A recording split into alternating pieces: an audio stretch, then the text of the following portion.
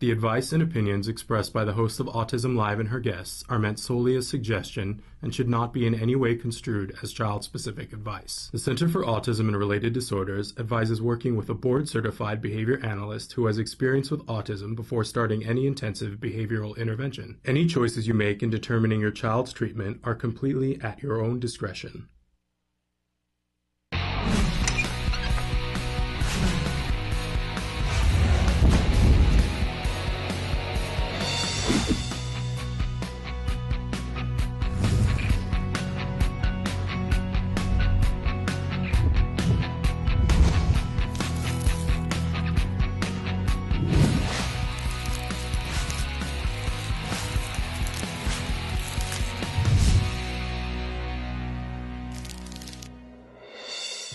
Good morning and welcome to Autism Live. I'm Shannon Penrod. We're webcasting to you live from the Center for Autism and Related Disorders headquarters in Tarzana, California. It is Friday today. It is June 14th. A lot has happened since I left you on Wednesday. I know that earlier in the week and last week we were asking all of you to please make as many phone calls as you possibly could to senators and assemblymen in the state of California because there was an urgent matter involving the regional centers.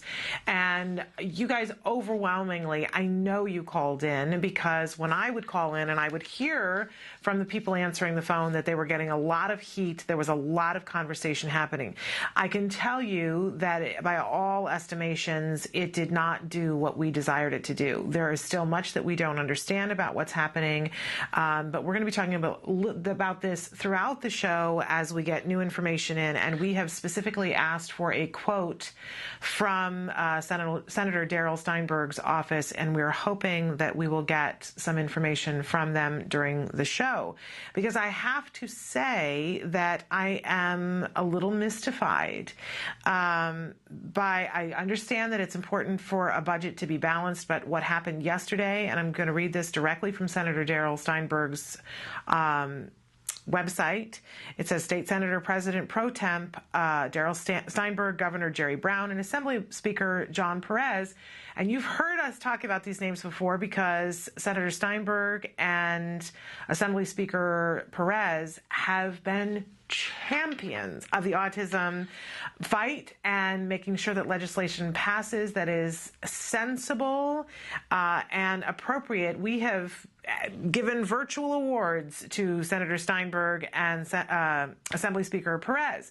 So imagine all of our complete and utter shock that a budget has been agreed upon for 2013 and 14. It has not yet been signed, but it was agreed upon that aggressively pays down debt. We love that, right? Establishes a robust reserve and funds modest targeted investments to strengthen California.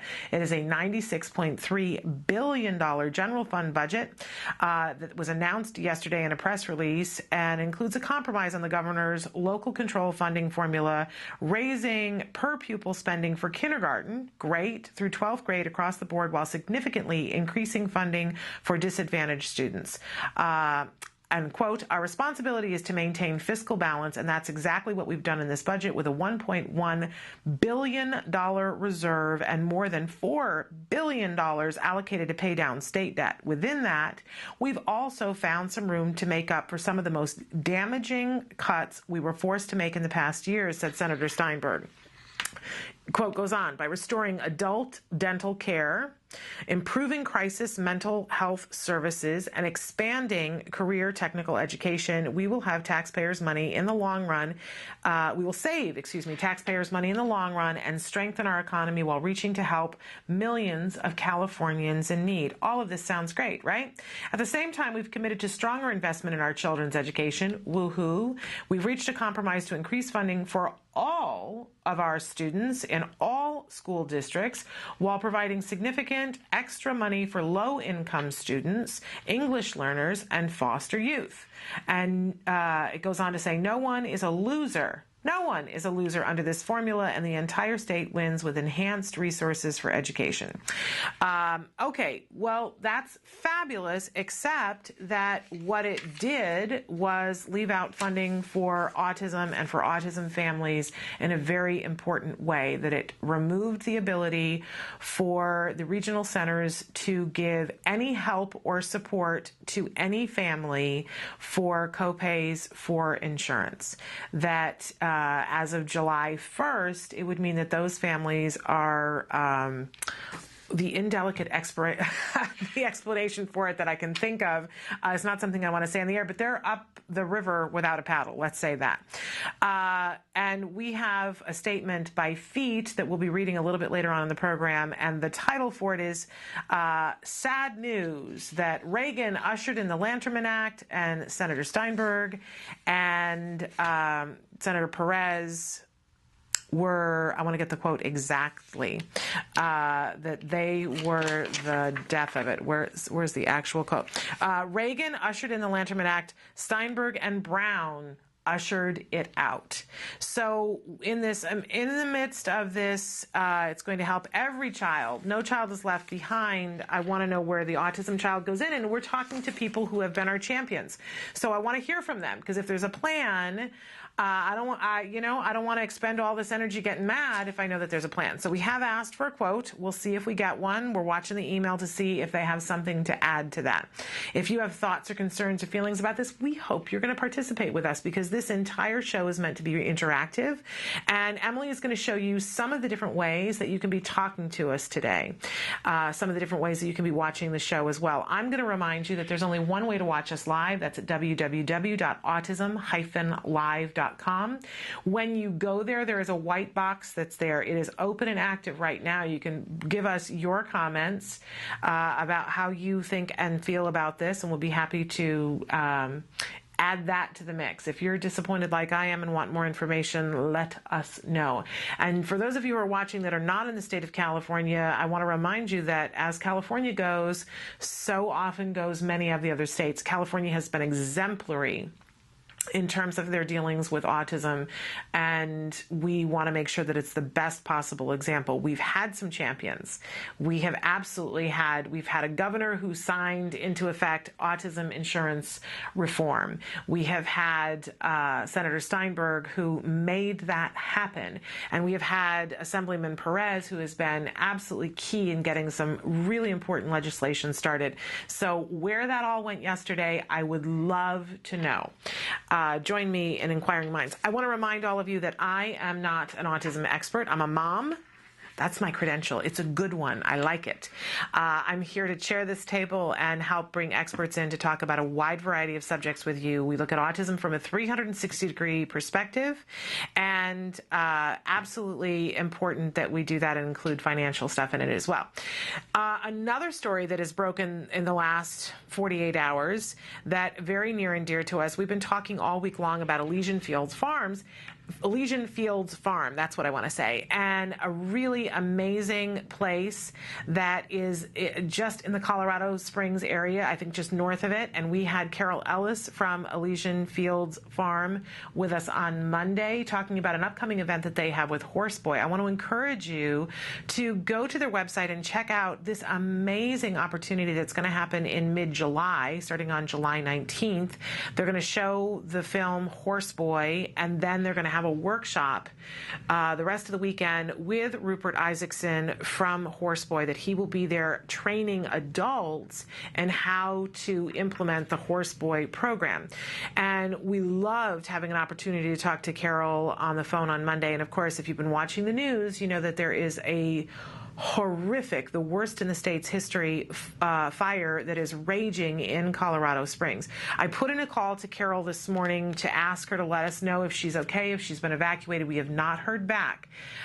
It is my hope and prayer that she's busy and staying safe, but if you have some love to throw to them on their website or on their Facebook page, I encourage you to do that, and they are in our thoughts and our prayers this morning. This is a devastating fire that has already heavily consumed homes in the Colorado Springs area, and we're praying for their safety and, of course, everyone's safety in Colorado Springs. We'll keep you updated as we hear from Carol. But in the meantime, check out their website, an amazing program that they're trying to do to help people who are dealing with kids with autism to have this experience, this incredible experience. And I know if you get a chance to see the Horseboy film, it will change you forever.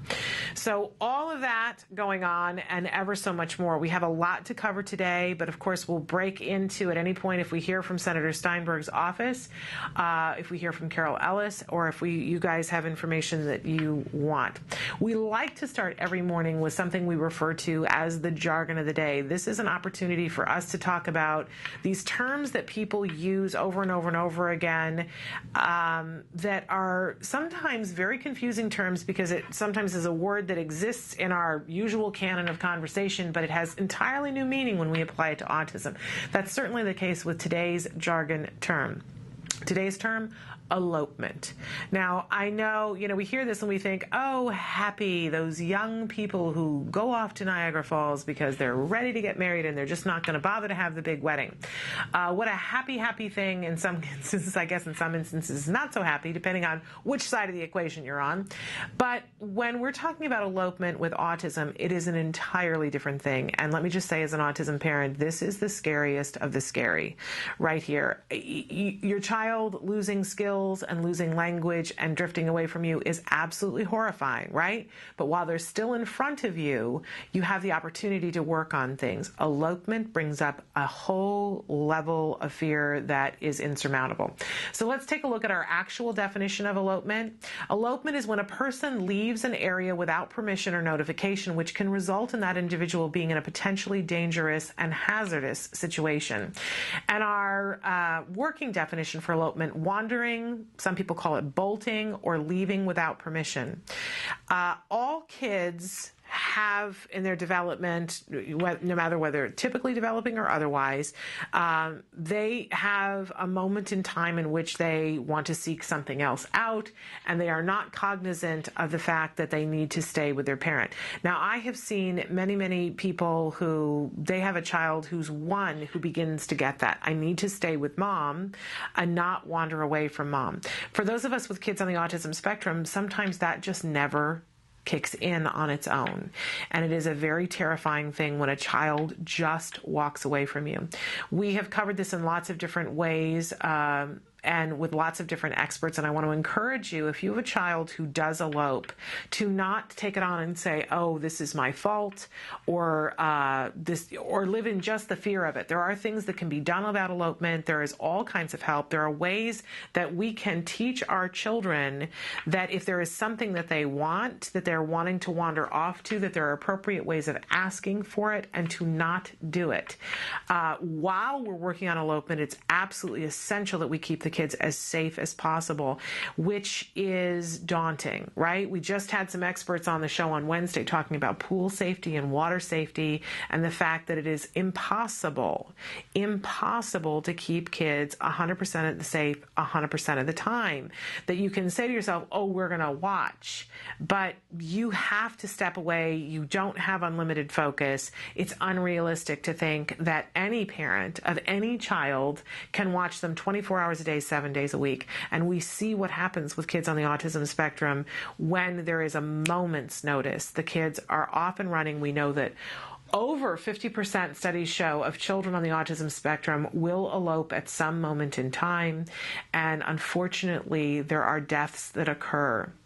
A lot of times it's drowning death. Our children are very drawn to water and they will elope to water, but it's not the only reason why they elope. It can be just to go do something. My child eloped and it was to go have a picnic. He grabbed his little poo hut and he was out the door, and I had many locks on the door, but human error, right? A moment's notice, I was cooking lunch and talking on the phone and thought that all the locks on the top that he couldn't reach were done, but the lock that was on, I didn't realize because he'd grown so much in the most recent days. He had dragged his little chair over, and I'm talking about 15 seconds. And I know that to people who don't have kids with autism, they go, really 15 seconds? But yes, I mean, my child was hospitalized at one point and was taken apart the hospital bed while I ran to the restroom and left a nurse in charge of watching him, and he had a bolt out of the hospital bed. Our kids are geniuses often, but that is not always to our advantage when we're trying to keep them safe, right? In any case, our kids wander. I don't think I've met a single autism parent who hasn't either experienced this or lived in fear of it. So, but the message here is that there are things that we can do. There are experts that we have interviewed on the show. You can search on our YouTube page to see some of those different discussions, and there is help, but you have to ask for it. Okay? And we can very effectively, I've seen this happen with my child, that he tells me, even in the story, he'll say, Mom, I'm going to go over there to look at this. Woohoo.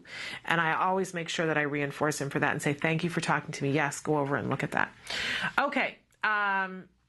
So that is our jargon of the day. We always have a question for you, and you guys have already been writing in overwhelmingly about the question of the day, and hopefully we're going to have, I'm going to guarantee that at least some of them we'll get to with some of our experts that are going to be joining us throughout the show today. So our question was, what time of the day is the most frustrating? Because we talk about different events that happen, and there are times of the day that are just particularly hard. And I'm going to guess that as we look at these things, we're going to see that some of it has to do with adaptive stuff that's going on, whether it's for you or your child. And remember, when I say you or your child, we know that there are many of you who are watching who have children of all different ages that you're working with on the autism spectrum, but we also know that we have a growing audience of young people who are themselves on the autism spectrum or facing other challenges. And we love it when you join us and give us your point of view. I always find it fascinating when I get to talk to a young person who has the communication skills to be able to say, you know what really bugs the crap out of me, or you know what's really hard for me, or you know what I wish people would know. That's so informative to us. So I invite you to write in whatever your answer to this question of the day is. What time of day is the most frustrating?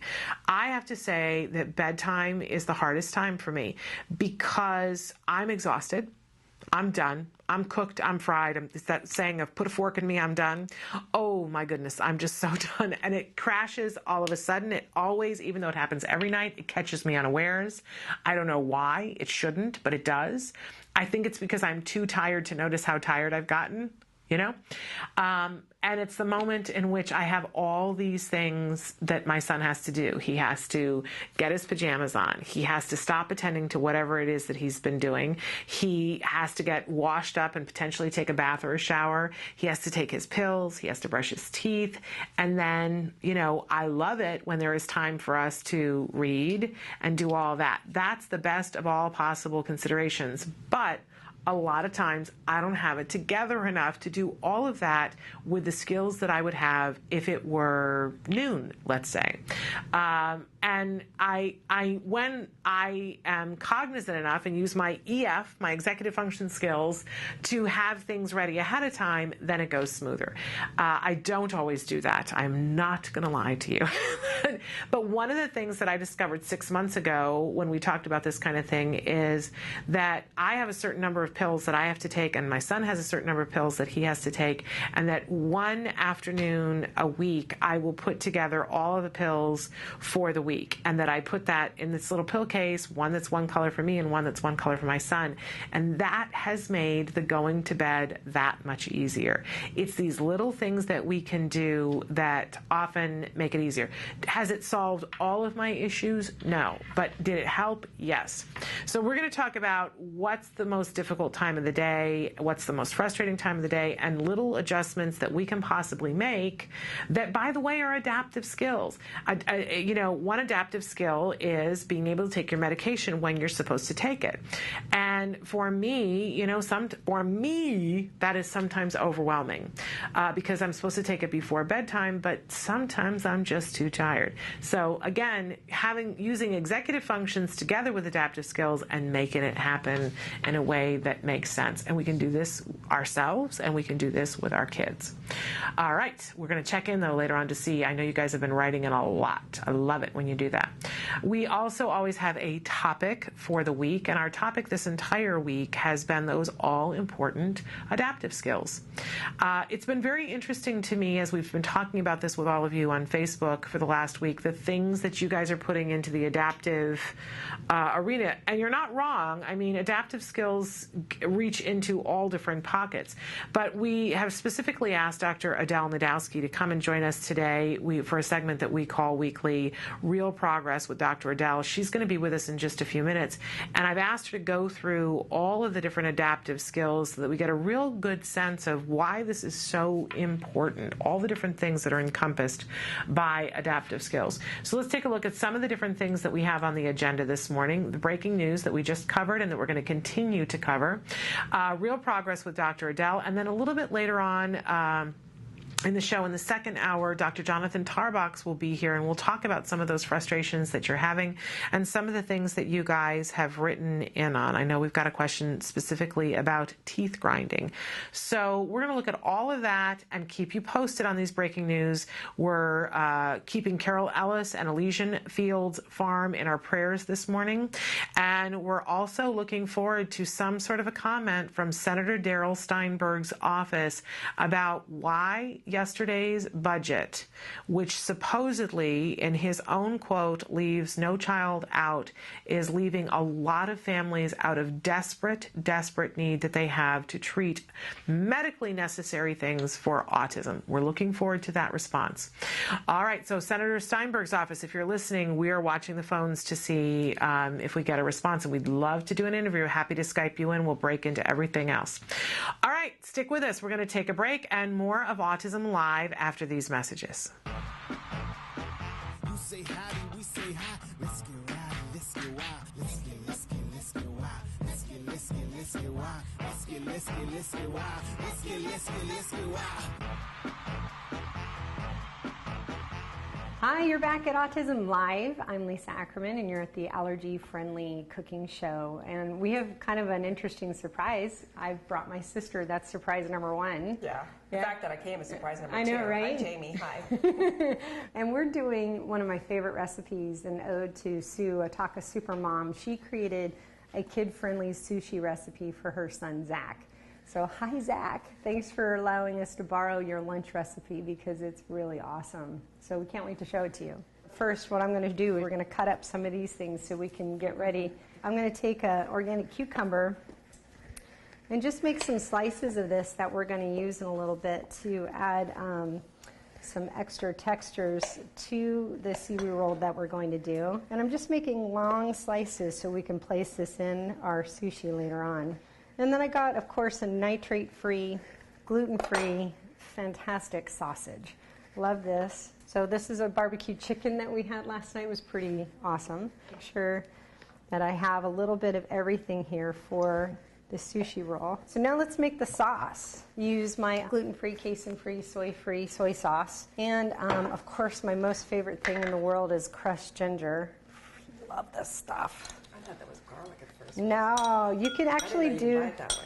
this. Ginger is just such a blessing for digestion. So I just made this quick sauce, super easy. So here's my cooked rice.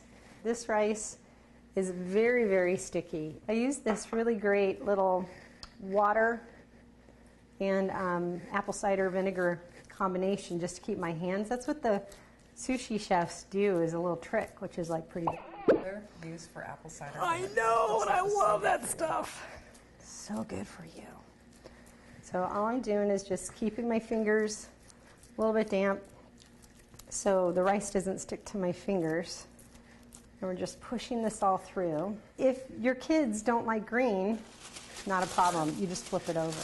So that way we can hide the green stuff from our kids and it will be rice out as part of the recipe.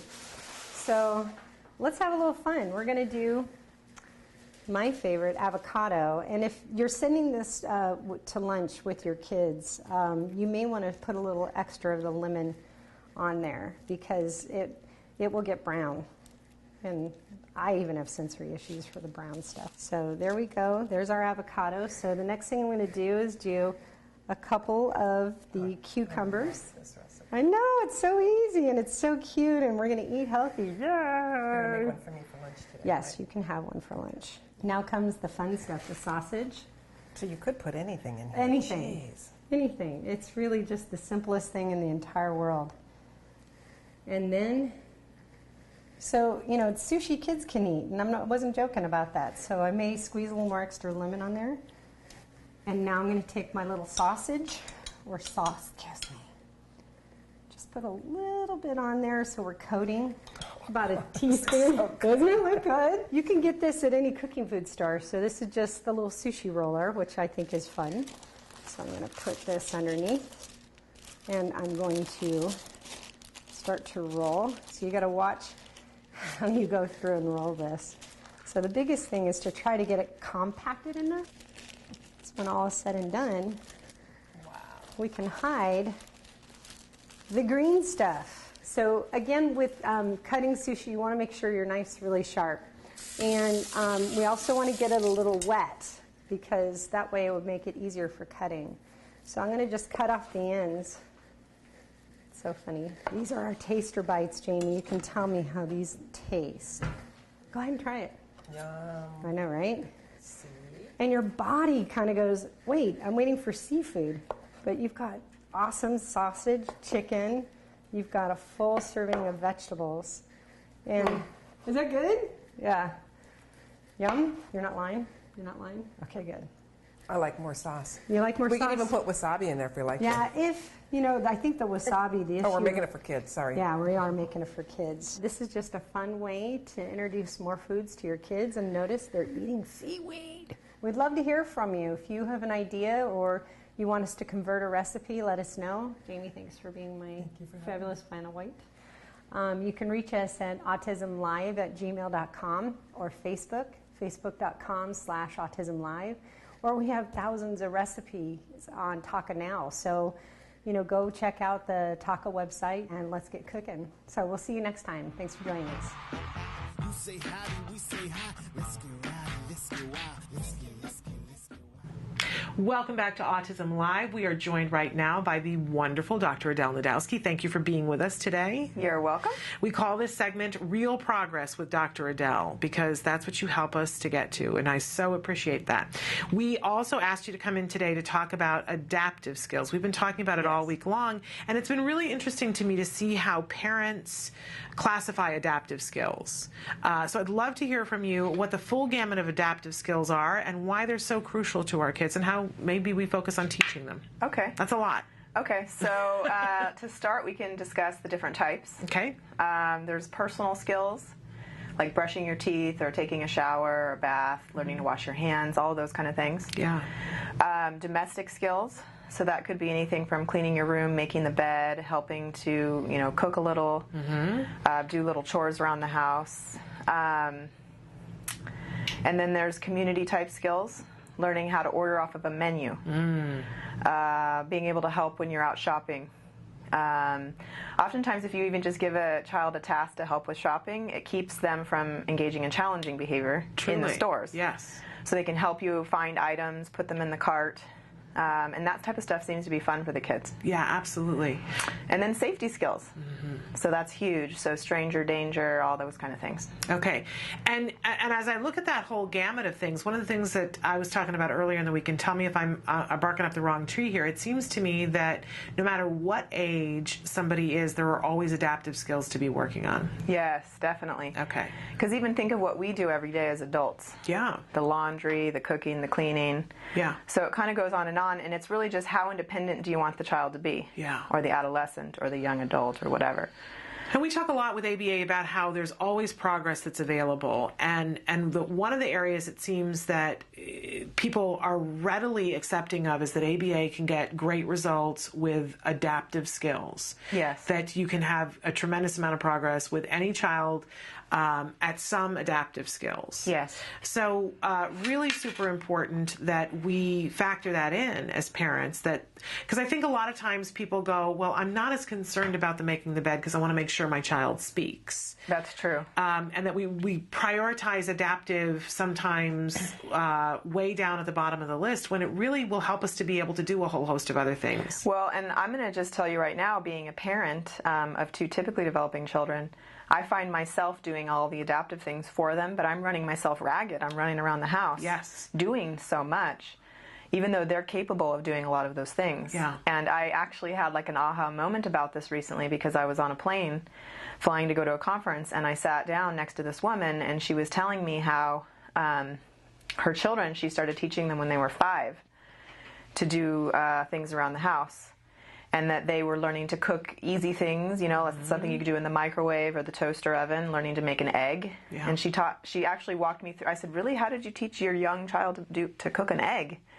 And she's like, well, you just start easy with one of those little pans. It's only like this big, and it's a non-stick pan, and they don't even need to put butter or oil or anything because it's not going to stick, and then make it easy for them. Just put one egg in and learn to do it. And I started thinking back to when I was a child, and I knew how to make things, and I knew how to do things, and I don't know if it's that parents wait a lot longer these days to kind of give their children independence. Yeah. Because a lot has changed. Absolutely. I mean, when you think about it, in the last century, I mean, you know, kids were put to work a lot earlier than we allow it now. And if you were on the farm, you were expected to be doing things and helping out. We're reading the Little House on the Prairie books, and the girls have responsibilities. Yeah. And she's 5 at the point that we're reading. Yeah. She has responsibilities for taking care of her sibling and for helping her mother to do a certain amount of work. Yeah, so this lady was actually telling me how she doesn't cook any of her own food. She has boys who make dinner and everything for her. Like she says, I'm the one who works. I bring home the bread and the bacon, and I provide. We need to get her on the show. We need this woman. Where is she? And I provide, and that's all I do. They need to do everything else. She says her kids are cleaning the house. They're making all the meals, you know. And I thought, well, that's kind of extreme. I'm not necessarily going to go do that. But I literally came home from this trip, and I sat down with my son, who's 8, and I said, listen, there's a lot of things you could be doing that I'm doing for you, and I'm going to change that. You're going to start learning to make your own breakfast. So right away, I started with teaching him how he could, like, you know, stick a pancake in the microwave, or stick a waffle in the toaster oven, or make oatmeal, like, and just basic little things and rules, like you don't put metal into the microwave and stuff like that, you know? Right. And then with supervision, I would let him do these things, but I would watch over him and make sure everything was safe. And now he makes breakfast every morning. That's a for great himself thing. before school. I will say that we started with Jem 2 or 3 years ago. It seems like it's 3 years ago that he would get hungry sometimes, and he loves to have toast, his GFCF toast. And we bought a toaster oven, because I really don't want to do the whole toaster thing with him. But we bought a toaster oven, and he was making his own toast. And then because he didn't pay attention to one rule, he burned himself slightly. It wasn't anything horrible, right? But they learn. But it scared him. Every time. And that's a one trial learning opportunity. Yes, it is, you know, and it is one of those things that I can remember burning myself on the stove as a child. Yeah. It is one of those things. With kids with autism, we want to be really specific with them.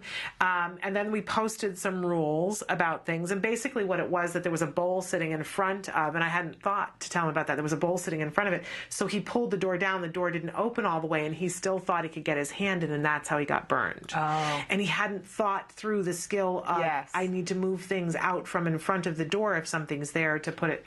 So, you know, we see these things as they come up, but, you know, very important that we do start to. But I had an aha moment recently. My 5-year-old niece, who's very capable, and her mom is like, oh no, we let her do things on her own. And to see how capable she was, you know, my son was there saying, you know, can you put the straw in the juice box for me? Yeah. And here she was the 5-year-old. She was like, I will do it. I know how to do this. Let me do it myself. Don't do it for me. Yeah. It was very eye-opening for me. The self-esteem that she had when she did it. That's very cool. Yeah, and that when I gave my son the opportunity, the self-esteem that he had when he could do it himself. Yeah. I mean, I was doing simple things too, like, and I think a lot of parents do this, cutting their child's food. Yeah. And I was like, here's a knife, and here's a fork, and here's how you cut, and Yeah. You're going to do it. And he would do a horrible job. And he would get frustrated and stuff, and so I would come over and I would show him over and over. And it's just a skill like anything else. Yes. It just takes time to learn it and get better at it. He's improving, but he's still not the greatest. And you know what? His wife will appreciate that you started this at 8 so much, right? Can we not all relate to that? Yeah. Yeah. So anyways, and it's even things like doing your kid's hair. Yep. You know, they can do their hair. It looks messier. It doesn't Right. look as good, but, you know, be okay with it. If you really go to school and you look around, a lot of kids show up with very messy looking hair, probably because they're doing it themselves. Yeah. Yeah. So So super important for us. I love that you brought up the fact that we run ourselves ragged, where if we would take the time to teach a couple of these things, it's going to add self-esteem to our child, and it's going to make our day easier and Yes. leave us more time for our adaptive things that we have to do. yes, and then once they know how to do these things, so if you individually teach your child to brush their teeth, brush their hair, get dressed, let's say make their bed, like anything you would consider part of a morning routine, let's say, and you teach each one of those individually, and now your child can do that, okay, great, but you're still having to tell them, like in the morning you're saying, get dressed, and then they go and they do that, and then they like start getting distracted or something, and then you say, did you do your hair? Or go do your hair, and then you're constantly prompting them or reminding them every little thing they're supposed to do, which that even of itself is kind of annoying. So you can make a list, Yeah. you know, if they can read or use an activity schedule with pictures or something of all the different activities in the order in which they should be done or whatever, and they can reference it, and then you can put in a little reinforcer system where you call it morning work or whatever you want to call it, and now all you do is prompt them at the beginning, do your morning work, and they go through the list and they do it all. And then there's some sort of a reinforcer at the end. And by the way, there are a lot of apps that are available right now that you can do this on your phone, on your computer, and they have printouts and things that you can do. We've seen like Chore Wars and things like that you can do a printout and do a checkoff for, that it makes that token economy so much easier. They'll give you all the visual things. Like I said, some of them are free, some of them are, you know, lower than $10, I think all of them.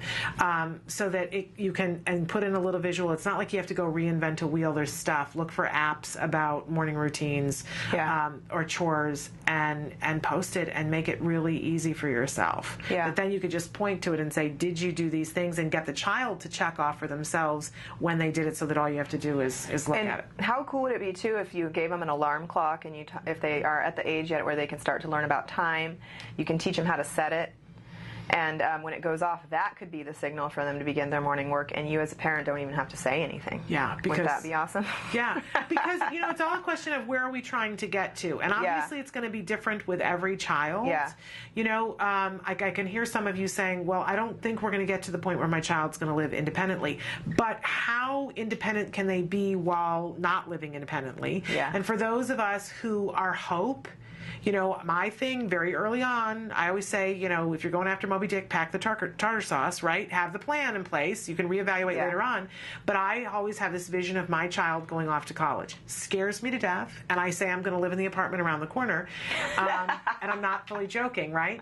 But, you know, that's the thing that in the back of my head, I'm like, but if he were to go to college, he would need to be able to do X, Y, and Z on his own. You're not going to actually be there to be able to do all that for him, well, that's, or to remind him. You know, and all that jury's stuff. still out on that, right? But hopefully that would be the case, that he wouldn't need me to be. Right. Because I don't get to live forever, unfortunately. You know, so at some point, you know, I want him to be as prepared in the world as he possibly can. Yeah. And it is easier, I think, when you start introducing these things early, because you can do it in the increments that we find to be so beneficial. Yeah, you could just start simply with, what are all the things that I'm doing right now for my child every day that's an adaptive skill that I'm just doing for them, and I haven't even taken the time to think about whether this is something they could start to be a little more independent with. Yeah. And obviously you're not going to take it all on, but there are things that you could start right now, or start in a small way. Yeah. Yeah. And maybe the ultimate goal is to get to the point where they're able to just do them all. But I heard you earlier talking about how it's really difficult for you at night. Yeah. That's the most frustrating time of your day. Yeah. Maybe you should think about that idea with your son, with what can you have him do independently, to where you could say, okay, please start your morning or your bedtime routine, Yes. you know? Yeah. And then he does as much as he can on his own. And the truth of the matter is that he will do that sometimes. If but there's still a lot of prompting on my part, if I make sure that I give a reinforcer at the end of it. Right. And especially the way that I have talked about before, that I work on fluency, because he is always been motivated by a timed thing. That if I say to him, okay, you have to the time that I count to 30, and you must, go upstairs, get your pajamas on, come downstairs and take your pills and be ready to brush your teeth by the time I count to 30, he is much more likely to get that done in 22 seconds than if I, don't, say that at all. He loves having a timed thing to get something Do you ever done. use a timer? No, I usually count out loud. Okay. We used to use a timer, and I don't know where it's gone to. So, and the tick, tick, tick thing drove him a little bit crazy, so I don't know. But I'm also talking about those ones that don't make any sound. They're like digital ones, and they just do a countdown, and then they beep. Or even, those games you play where there's sand? Yeah. That would be fun if you just tipped it over and said, okay, you got to get down here before this. It's a game. Yeah. And if you make it down here before all the sand goes through, then you're going to have an X reward or reinforcer. But the key is always the reinforcer. That if I say, because the thing that he always wants more than anything else is to be able to watch a couple of minutes of TV in bed. He just loves that. Yeah. He is my child. And he'll say, is there time for me to have TV in bed? And I usually say, no, there's no time. We're so late. No. And then I go, what are you doing? You're going to fight with him for the next half hour to get these things done. Or you could say to him, you have 3 minutes to get everything except the toothbrushing, because I like that to take a little bit longer. 3 minutes to get all of this done, and if you do, then you get 10 minutes of TV in bed, and then he's in bed in 4.5 minutes. Yeah. I just can't always remember that when I'm tired. I think I need to give myself a visual reminder. Yeah. Yeah. Oh, gosh. Maybe your phone can beep every day at a certain time. To say we're starting the bedtime routine. Well, set an alarm. He just got a phone. Maybe I'll set his alarm that's his cue. Oh, that'd be cool. To start his bedtime routine, and that if he gets it done by the time the alarm goes off on my phone, he gets TV in bed. Yeah, because he has extra time to do it. Wah, the angels sing. Well, you know what? It does sound like some sort of amazing phenomenon, doesn't it? Well, it is when it works. Wah, wah. On the nights when it all, exactly. Whoa. On the nights when I start the routine early enough, there's no muss, there's no fuss, and my child is asleep, and there wasn't any kind of a battle, there wasn't any kind of a discussion. But I do see clearly that the nights that it doesn't work are the nights that I'm too tired to implement. Yeah. Which, if I would just get to it early enough, would not be a problem. It's a conundrum that's solvable. Yeah. Okay, so I love all of these different things, and I love talking about the gamut of it so that people see how important it is to talk about the adaptive skills. But it does always come down to what do we teach when, what's appropriate, so on and so forth, which kind of goes hand in hand with a question that you had about skills this week. Yeah. So what I'd like to do is take a short break and come back and have Dr. Najdowski talk with us about how do you pick how much you should work on, when you should work on it, when it's age appropriate, all of those things. So stick with us.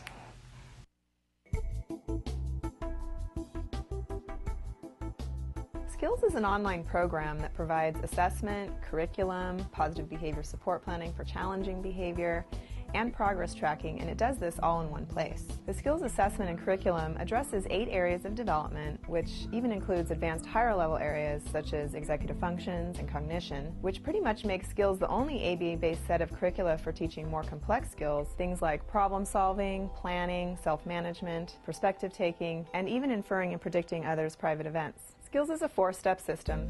Step 1 is to add the child to your account. Step 2 is to start assessment. The skills assessment is the only ABA-based assessment with psychometric research demonstrating the language subscale to have excellent reliability. Every area of human functioning and typical child development from infancy to adolescence was researched, making the skills assessment the most comprehensive of its kind in the world, and we're quite proud of that.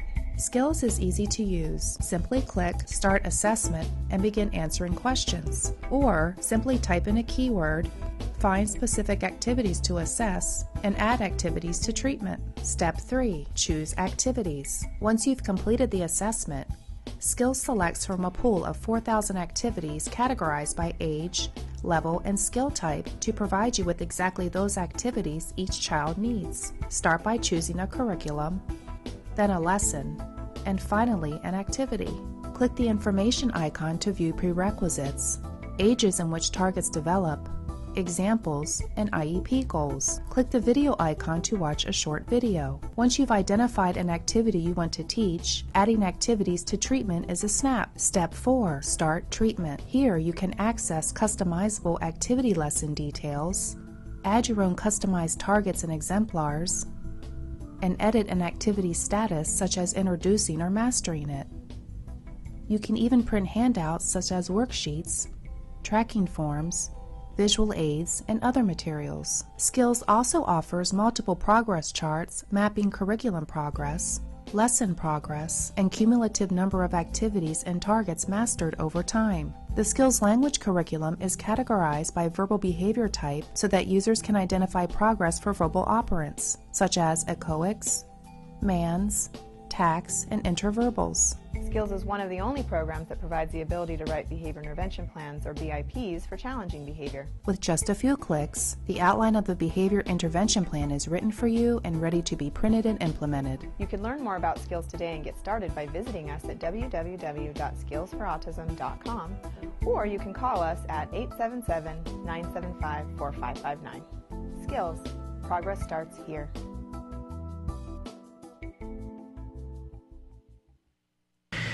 Welcome back to this segment that we call Real Progress with Dr. Adel. We have with us Dr. Adel Najdowski. She's been talking to us about adaptive skills.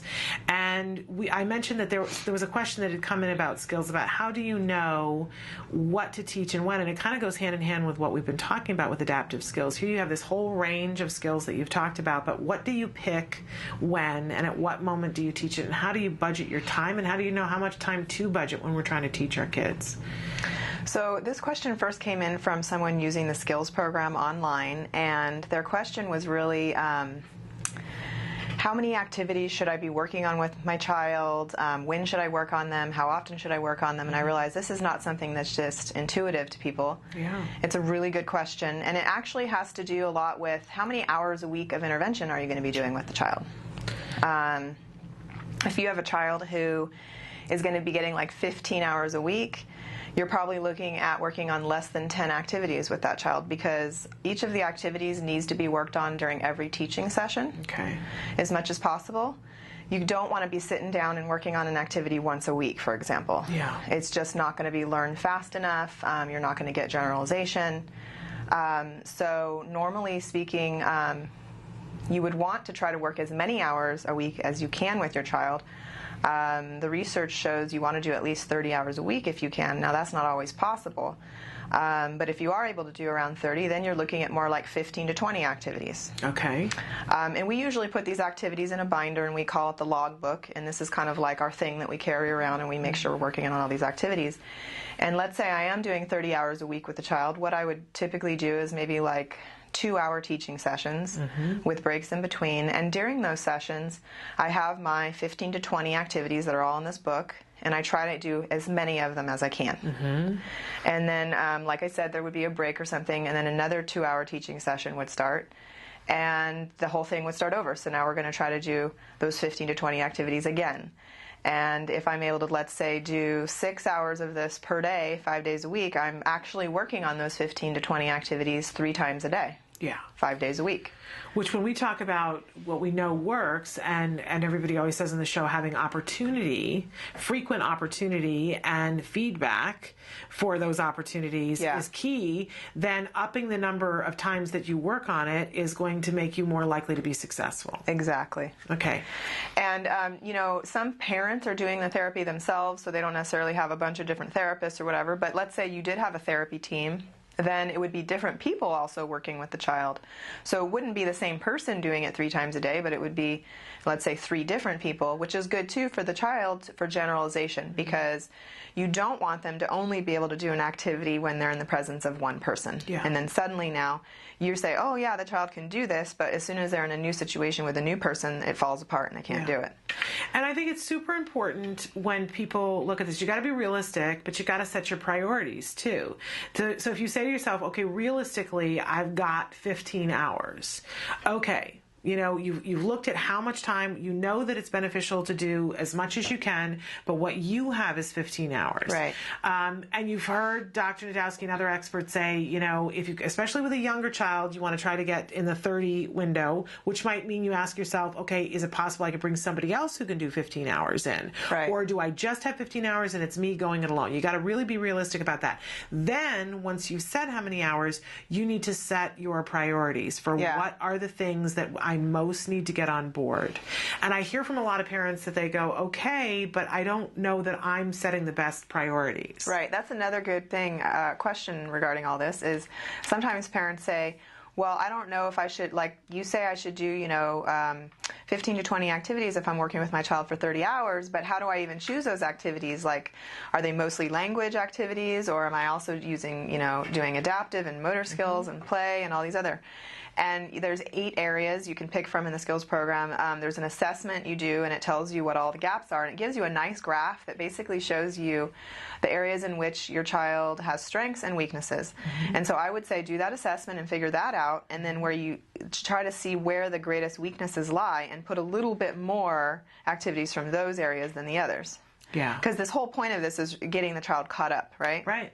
Right. So, absolutely. and then try to maybe do a balanced program if you can. But if you're only doing 15 hours a week, you probably don't have time to do a balanced program. You can't necessarily be working on something from all 8 areas, so you might need to be more focused on choosing a few things.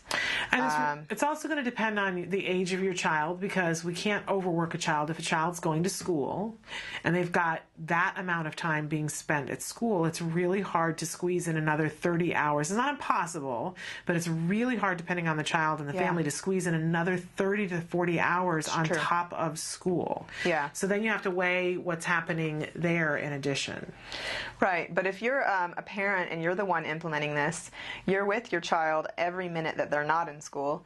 And so I view every minute as a learning opportunity. So maybe you can carefully select the lessons you're planning on working on and just do them in life. So, for example, if when they're not in school, you spend only maybe 2 or 3 hours a day doing actual direct one-on-one teaching, maybe you focus then on, you know, language skills and some of these other things that you need to be sitting down in like a teaching scenario. But then you also decide, okay, I'm going to work on this couple adaptive skills and I'm going to work on these social skills, but I'm going to do it more in the natural environment when the opportunities arise. Right.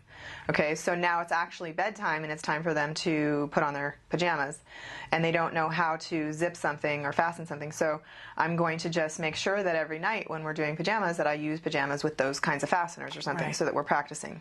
But it doesn't have to feel so contrived like I'm doing a teaching session right now. You don't have to go sit at a table and show cards and stuff. It's just taking the opportunity in that moment to use what's happening. And of course, we have the opportunity to do that endlessly. Yeah. There's stuff. It's mind-boggling when you think of all the opportunities. And you know what's especially interesting to me as a parent and as a former teacher is that when we're going to be spending more time today talking about what's the most frustrating time of the day, often those are the prime opportunities. If you're having your child when you pick them up at school and that's when they're engaging in challenging behavior, it's because if there was a teaching moment that happened there, it would fix it. Yeah. Or if your child is freaking out in the aisle of the grocery store, if there was a teaching moment that would happen beforehand, you may not get that behavior. Right. If we took advantage of the opportunities, it helps to fix a lot of stuff. Really important that we be mindful in those moments. Like you were saying to me, if I would use when I'm tired, use that moment at bedtime. Yeah. Okay, so, and if somebody needs more specific help, what's available to them? If somebody says, you know what, that's great, and I hear what you're saying, but I just don't know how to organize that for myself. I really need somebody else. I've taken the assessment. I need somebody else to look at it and say, hey, here's how you might prioritize a day. Is that available to them? Yes, yes. We have what we call skills consultants who can help with that kind of stuff, and they can interact with families over the internet using video conferencing or over the phone. And the nice thing about skills is that you can log in and you can see all of the different things that a child is working on, so they can actually look at the assessment and see where the weaknesses lie and look at the things you're picking and kind of walk through that with you. So that's available as well. Because sometimes it's just a small little tweak of, there are just things I don't think that occur to us as parents. And I'm a big one always saying, make sure you include play skills, because it's going to help with other things down the road. about. Make sure you include the adaptive skills. I think as parents, we're really drawn to the language, the academic, and the social skills, and that we tend not to worry about the rest of it. But the rest motor, of it, adaptive, and play. yeah, and the rest of it can be so. And then on top of that, then there are the parents who are a little bit further along in this. That what they really need is the cognitive and the executive function, right? Yeah. So it depends on where you are on the spectrum, but you know, one of the many things I love about skills is that you do have those 8 curricular areas, and that's kind of a guideline because probably our kids need a little bit from each one of those areas to be successful. And if you have enough hours, you may as well work on all of them and just have a balanced program. But I do understand some families are literally saying, like, sorry, but I can only do 10 hours a week, and so I'm just going to ignore these other areas, which I would too probably. I would just pick the most important. Yeah, and that's why we always talk about priorities. I remember very early on looking at, I think it's in the adaptive skills areas that there's, like, you know, having a garden and things like that, or having a pet. Yeah, leisurely things. Yeah, and I was like, well, that's just hunky-dory, and I'll let you know when we're ready for that. But you know what? We're ready for that now. And we have been for the last 2 years, where suddenly I was like, oh, you know, we are going to work on taking care of a garden. And by the way, it wasn't having a pet, it was pet care. So if you do have a pet, you can, that's a chore that you could give them, is feeding the pet, brushing the pet, whatever, you know. Yes, maintaining the pet and taking good care of the pet. Yes. Picking up the poo. We're all familiar with that. Yeah, I just gave that chore to my son recently because he really wanted a pet. We just got a dog. You about did? 4 How weeks exciting. Ago. Yeah. What kind of dog? A bulldog.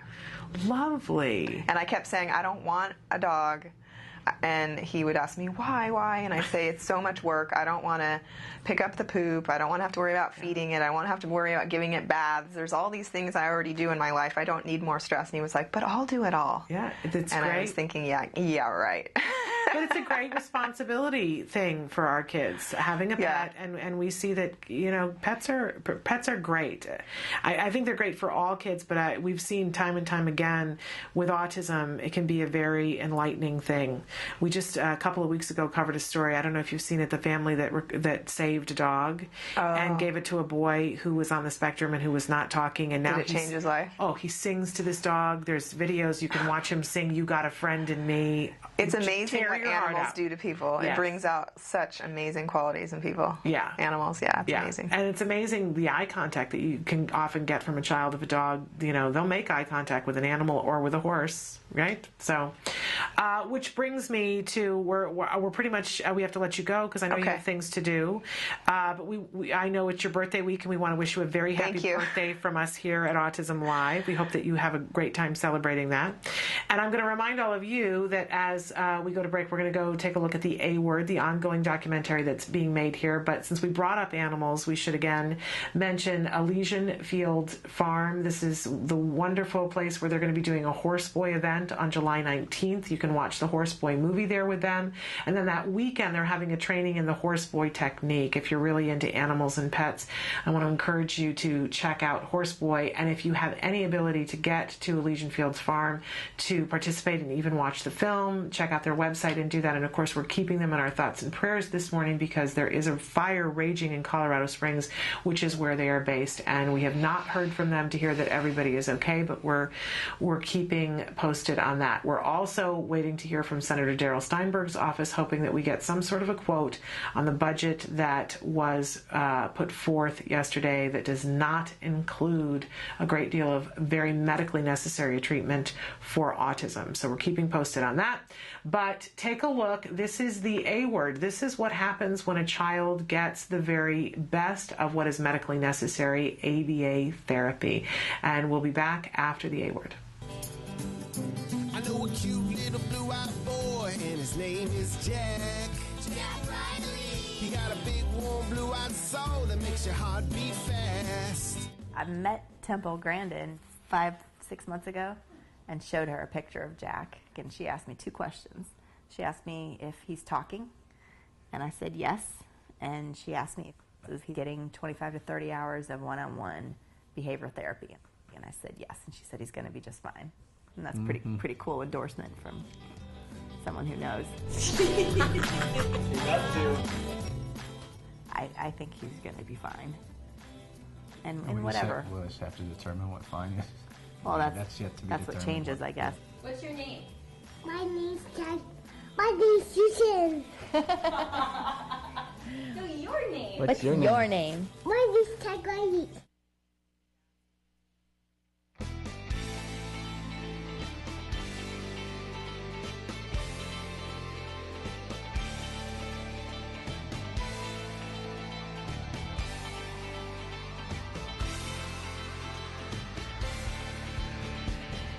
Hi, I'm Shannon Penrod, and I'm here at the Taka Family Picnic with my family. Yay! There are so many fun things to do and see here, and we're going to get started right now. We're going to go get our picture taken. Stick with us. Okay, so we just got our family photo done. Let's go see what else they have fun to do here at the Taka Family Fun Picnic. Come on, you guys, let's go.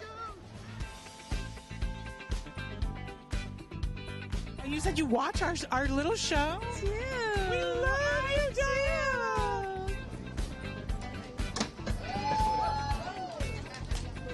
We are here with Kristen Selby Gonzalez, and you are a mom. You're a parent of a child on the spectrum? Absolutely. He was diagnosed when he was 2 years, 4 months, and he's 11 now.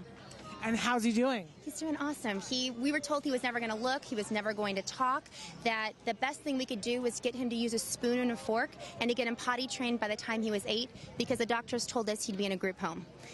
And today he's looking, he's talking more, he's riding a bike. Yes, he's potty trained. He does gymnastics twice a week. He's learning to read and write, and the sky's really the limit for him. Now, I understand that you also work with a foundation that helps and supports Taka. I was appointed as president and chairman of a nonprofit called the Autism Hope Alliance. So cool, and it all sprang from being a mom. It all sprang from my little boy. I mean, honestly, he is the voice. I just kind of get to do the legwork, but it's him pushing me. I had 3 miscarriages before him. He is my only child, and to me, this is like what I'm here to do right now. This is what I'm supposed to be doing, and it's the greatest reward when I have another mom come up to me who just recently got diagnosed and says, I need help. And so us veterans out here, that's what we call ourselves. We've been here for a while, right? Our job is to help those other moms understand they don't have to reinvent the wheel. The path has already been laid, and all they have to do is kind of follow the path and see what makes sense for them. Amen, sister. Amen. Right now, I am with the Riley family, a wonderful Taka proud family. We're with mom, Holly, daughter, Fiona, and Quinn, who's down there. Tell us what Taka means to you. I've been helped so much by other parents who came before us with our journey with autism, and we've been so fortunate that Quinn has done so well. He's considered recovered from autism. We're really happy to be able to volunteer and help out because, you know, we've gotten so much from the other families. And I want to know, as a sibling, is this a really fun event for you? Oh my gosh, it is so fun. Plus the samples. It's not usual that I have all this food that I can eat this and I can eat this. Do you keep the whole family GFCF? Yeah, it's important to know Fiona is gluten-free, casein-free. We're also soy-free. Quinn can't do corn, so we've got lots of foods we're always avoiding, and it's really nice to be able to be in a place where we can just sample a lot of things, and you know, you still have to be careful. Can I go play now, please? I love that, please. Tell me one thing. What's your favorite thing at this picnic? The jousting and the bounce house, period. Good answer. All right, go have fun and play.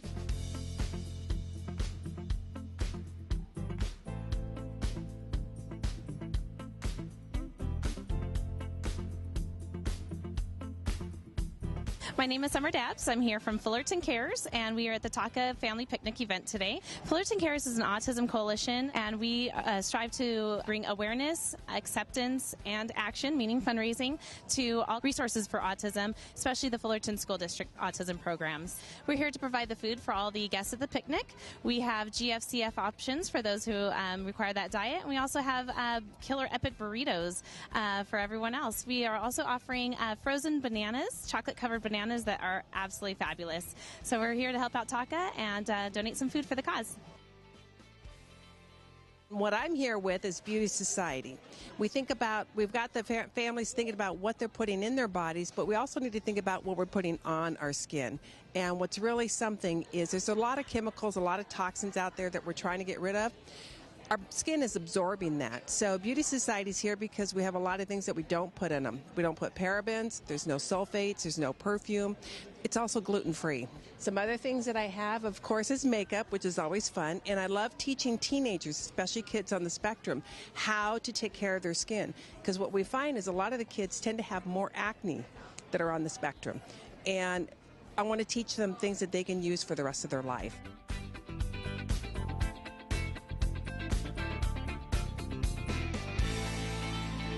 Lauren Kim is here with us, and you were just telling me that you have a really nice position. Tell me what your position is. Hi, I'm the president of Troy High School's Autism Youth Ambassadors. The AYA mission is to break down the barriers between those with autism and those without. And you said you've been doing this for 3 years. Who started this? Whose idea was it, and why did they come up with the idea? Two amazing people. They were the founders. Their names are Ralph and Minaj. They've come up with the idea because they were personally affected with family members who had autism. Our advisor, Mrs. Laval, she has a son with autism. They came up to her and asked to start an autism awareness club at school. Did you get involved because friends of yours got involved, or is there autism in your family, or did you know somebody? Well, there is autism in my life, not specifically in my family, but of course my mother's friends, sons are affected, and even my personal friends are affected at school.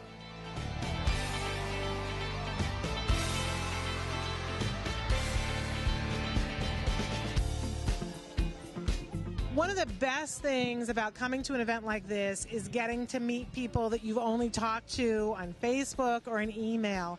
And so I'm so thrilled because I just got to meet Nancy Dulai. Hi, do you want to talk? You want to say something to us? Make-a-bag. I have no idea what that was, but okay. Make-a-bag. You're a mom who has been on this journey only a short period of time, but you're already giving back. You were here today and you did face painting for all these kids. We saw all this beautiful artwork. Did you like it? It was gorgeous, gorgeous stuff on their face. And so you're making your way on this journey. Yes, and Card and Skills has been a huge, and your show has been huge. And I refer everybody to them. I'm like, if they don't know what to do, I'm like, go check this out. It's a good site. It's, lots of information. It's been great. So nice to meet you. Can you say bye, Shannon? Do you blow kisses? Can you give a kiss? She wants to kiss you. She's trying to reach over. Oh, thank you. Thank you so much. Say bye-bye. Bye-bye. Welcome back to Autism Live. Our very special guest in the studio right now is Dr. Jonathan Tarbox. He is the head of research and development here at the Center for Autism and Related Disorders, and you are also the director of the Autism Research Group. Very important and impressive credentials, and a thrill to have your level of expertise here with us on a regular. It's always a joy. Well, it is truly the joy is ours. I want to get right into it because we have a bunch of questions and comments that came in. Our question of the day today, we asked, what's the most frustrating time of the day?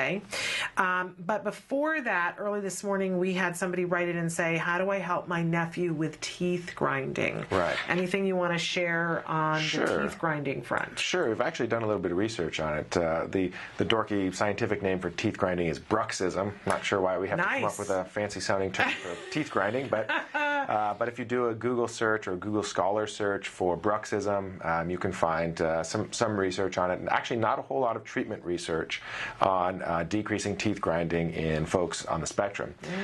There is more research on nighttime teeth grinding in people with tension and anxiety, things like that. Typically developing population. People will sometimes wear mouth guards at night, and that decreases the teeth grinding, or decreases the effects of it at least.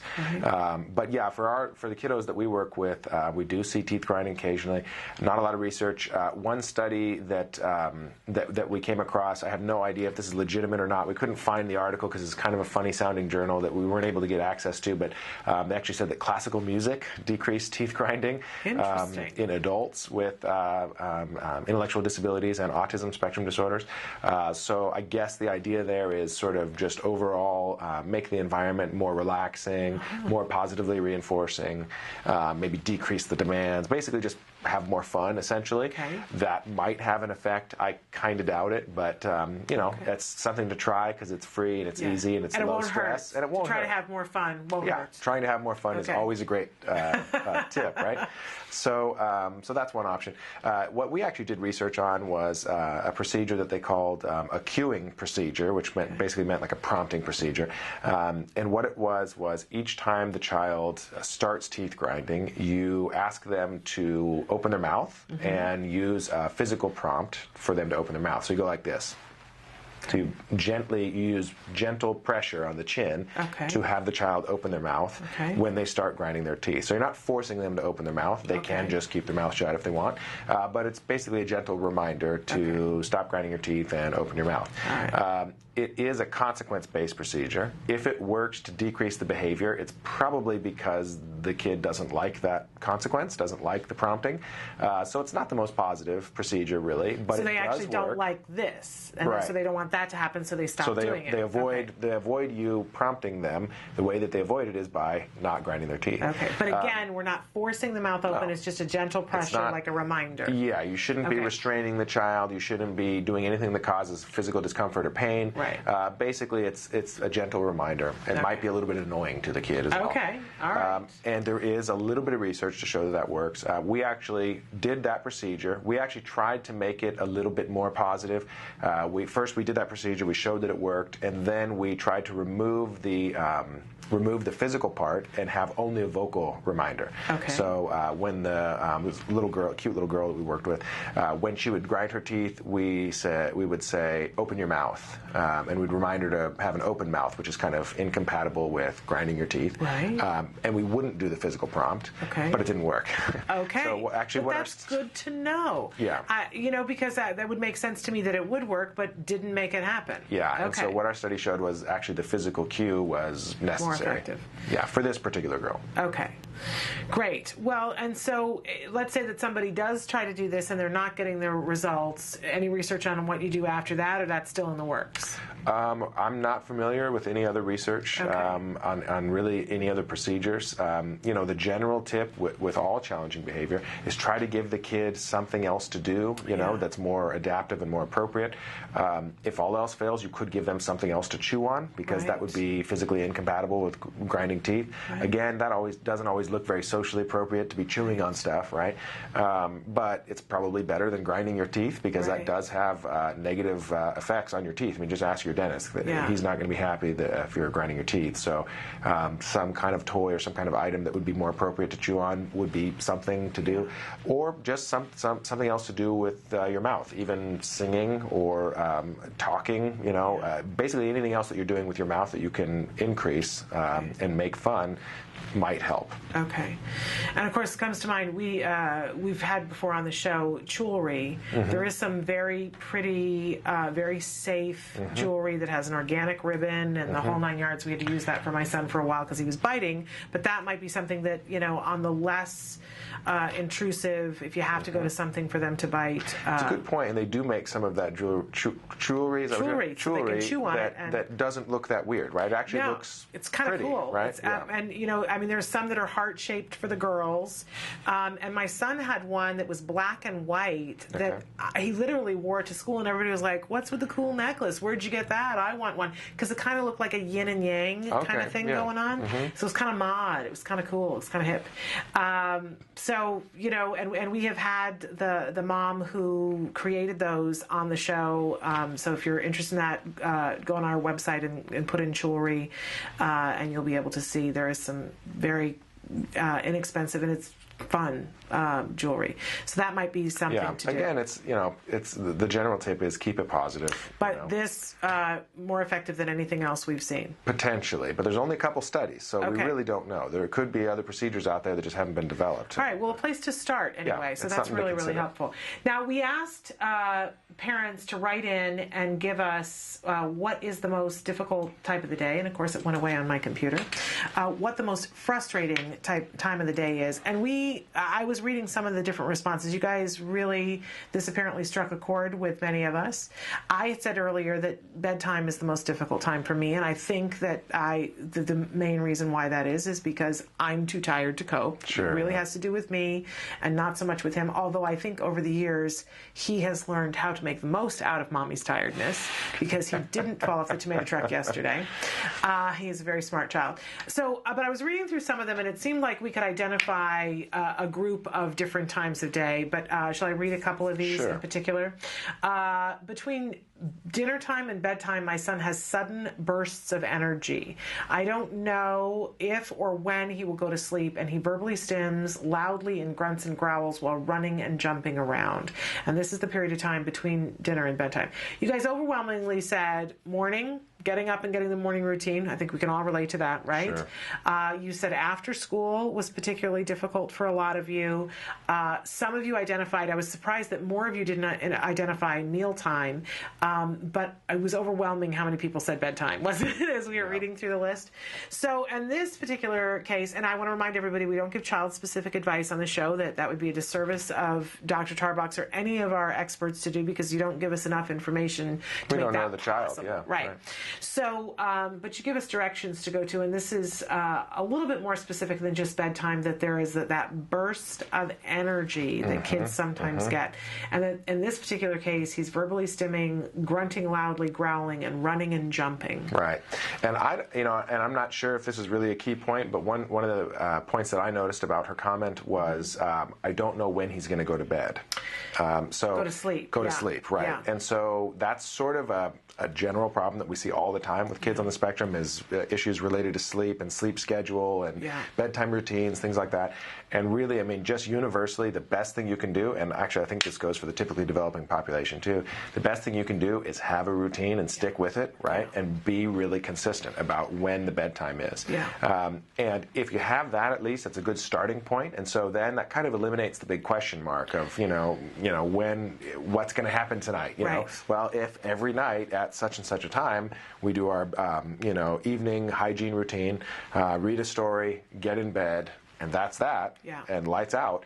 At least that's a starting point, right? That's a lot easier said than done, right? It is. And I hear you, and I think back on it, because it is that situation that sometimes we let the tail wag the dog as parents, because we get tired. And this is not a you've done something wrong or you're a horrible parent at all, but we all can get in that moment when you're tired and stressed, when things make sense in a way to you that they wouldn't other times, right? And I have been there where I've shared before on the show that what we did for a year was it would get to be 2 o'clock in the morning and we still didn't get him to sleep. And so either my husband or I would lock him into his car seat and drive him for sometimes until the sun came up. So when she says, I don't know if, in parentheses, or when he will go to sleep, sister, I am right there with you, and I can remember what those days were. But we got help, and it took less than 4 days for our world to change. Yeah, and I don't think we have time to go through a full review of sleep treatments and all of that stuff, but the general tips are have a structured, scheduled routine, stick with it. And if you're worried that your child's not going to fall asleep at their bedtime, you can consider a later bedtime, right? Be flexible about that. But also, you got to manage the sleep schedule during the day. So if your child's really, really tired because they were up all night, and you let them take naps during the day, they're not going to go to bed at their bedtime, right? So it's a tough commitment to make, but on that day one is no napping during the day. Even if they're up all night the night before, they're going to be exhausted by the time 8 p.m. or 9 p.m. or 10 p.m. rolls around, when you're actually going to require them to be in bed. And it may get ugly. The first couple of months can be very challenging. But keeping them awake. That was one of the first things that we had to do. Was he would take a power nap at 3 o'clock, man, and it didn't matter where he was or what he was. That child, out. And which made it possible for him to be up at 2 o'clock in the morning terrorizing me.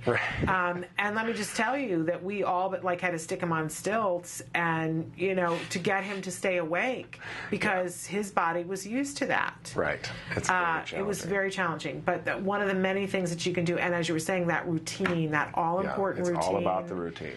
and rearranging your life to say, you know, whatever you back it up to, that if it starts at 6 o'clock or if it starts at 4 o'clock in the afternoon, saying this is the priority for a bit of time because your life will start to go down the tubes otherwise. That's right. And, you know, if it hasn't already. And there is help for that. There aren't a lot of people that specifically treat sleep disorders and kids on the spectrum, but your ABA provider should have something useful to say about it. And if they don't know, they should look it up, because there is existing research on how to establish functional, good, working sleep routines. And you can, you know, sleep disorders are common in folks on the spectrum, but it's not part of the diagnosis. It's not inevitable. It is treatable, just like challenging behavior is, just like a lot of these issues that we address on your show.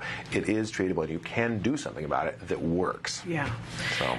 And one of the things that I really have had the big aha in the last couple of months is when you guys talk about moving something incrementally, because we've had people on before talking about the bedtime ritual, and you guys can, I know that Kate Gutschel has been on before talking about that and moving it incrementally, so that if your child is staying up to 11 o'clock and your expectation of getting them to bed at 7:30 in one night, you know, not realistic, but maybe moving it, and especially as we head into summer, being mindful of the fact that if we're going to let our kids stay up as late as they want to, it's going to be really difficult come the first day of school. We are going to pay for it. So be mindful of that now. But the idea of moving things incrementally, and I really noticed it this year when we went to daylight savings time, how messed up we were all for a week because we had changed something by an hour. Right, just 1 hour. And it messed up all of us. So when we expect to change something big with our kids on the spectrum who are very sensory heightened sometimes, and yet the light changes every day, but by like a minute and 10 seconds or something, and we don't notice it. We don't notice, And yet it still gets to that point too. It just takes 2 months. So going slow, not the worst thing in the world. Right. It is possible to change things. Okay, let's take a quick break, and then we'll come back and deal with some of these other ones that are on this list of things that you guys wrote about what time of day is the most frustrating. Stick with us.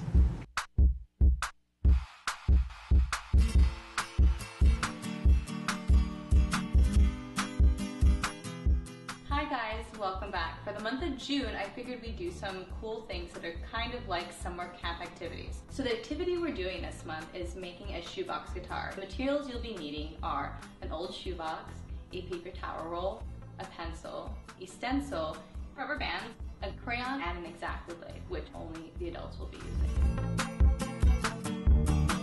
So first things first, I have a shoebox and I painted it just so it's a little bit more interesting. This is an opportunity for your kids to decorate however they choose. They can keep it simple or use some stripes with paint, or you can always use, you know, stickers or tape instead of paint to decorate it. All right, now that I have this, I'm gonna take my stencil, place it on top of the shoebox, and I'm gonna draw a circle somewhere in the center, okay? So now that I have that, I'm gonna take my X-Acto blade, which is why this is for the adults, and cut out the circle. Next, we're going to cut out a smaller circle at the top of our shoebox guitar. The reason we're going to do this is so that we have a place to insert our paper towel roll, aka the stem of the guitar. And I'm going to grab my paper towel roll and I'm going to trace the outside of this so I can cut a hole on the top of this too to stick this in so it just looks a lot more realistic. It won't be usable, but it'll look pretty cool. Now that it's been traced, now I'm going to cut it out with the X-Acto blade. And again, this is something that only the adults should be doing. Now that I have both of the holes cut in this, I'm going to take my guitar strings and place them on. As you can see, it's missing one thing. It's stem. So now I'm going to put this in the hole we just cut out. Alright, the last thing I'm going to do is I'm going to take my crayon and put this in. And then after that, your guitar is totally done and you're ready to rock out with your kids. And if you're really cool, you'll make another one so you and your child can play together while doing sociodramatic play, or work on imitation skills where you play a pattern on here and then they try to repeat it. I hope you and your child had lots of fun making this. And until next time, rock on. Can you see me flying by your side?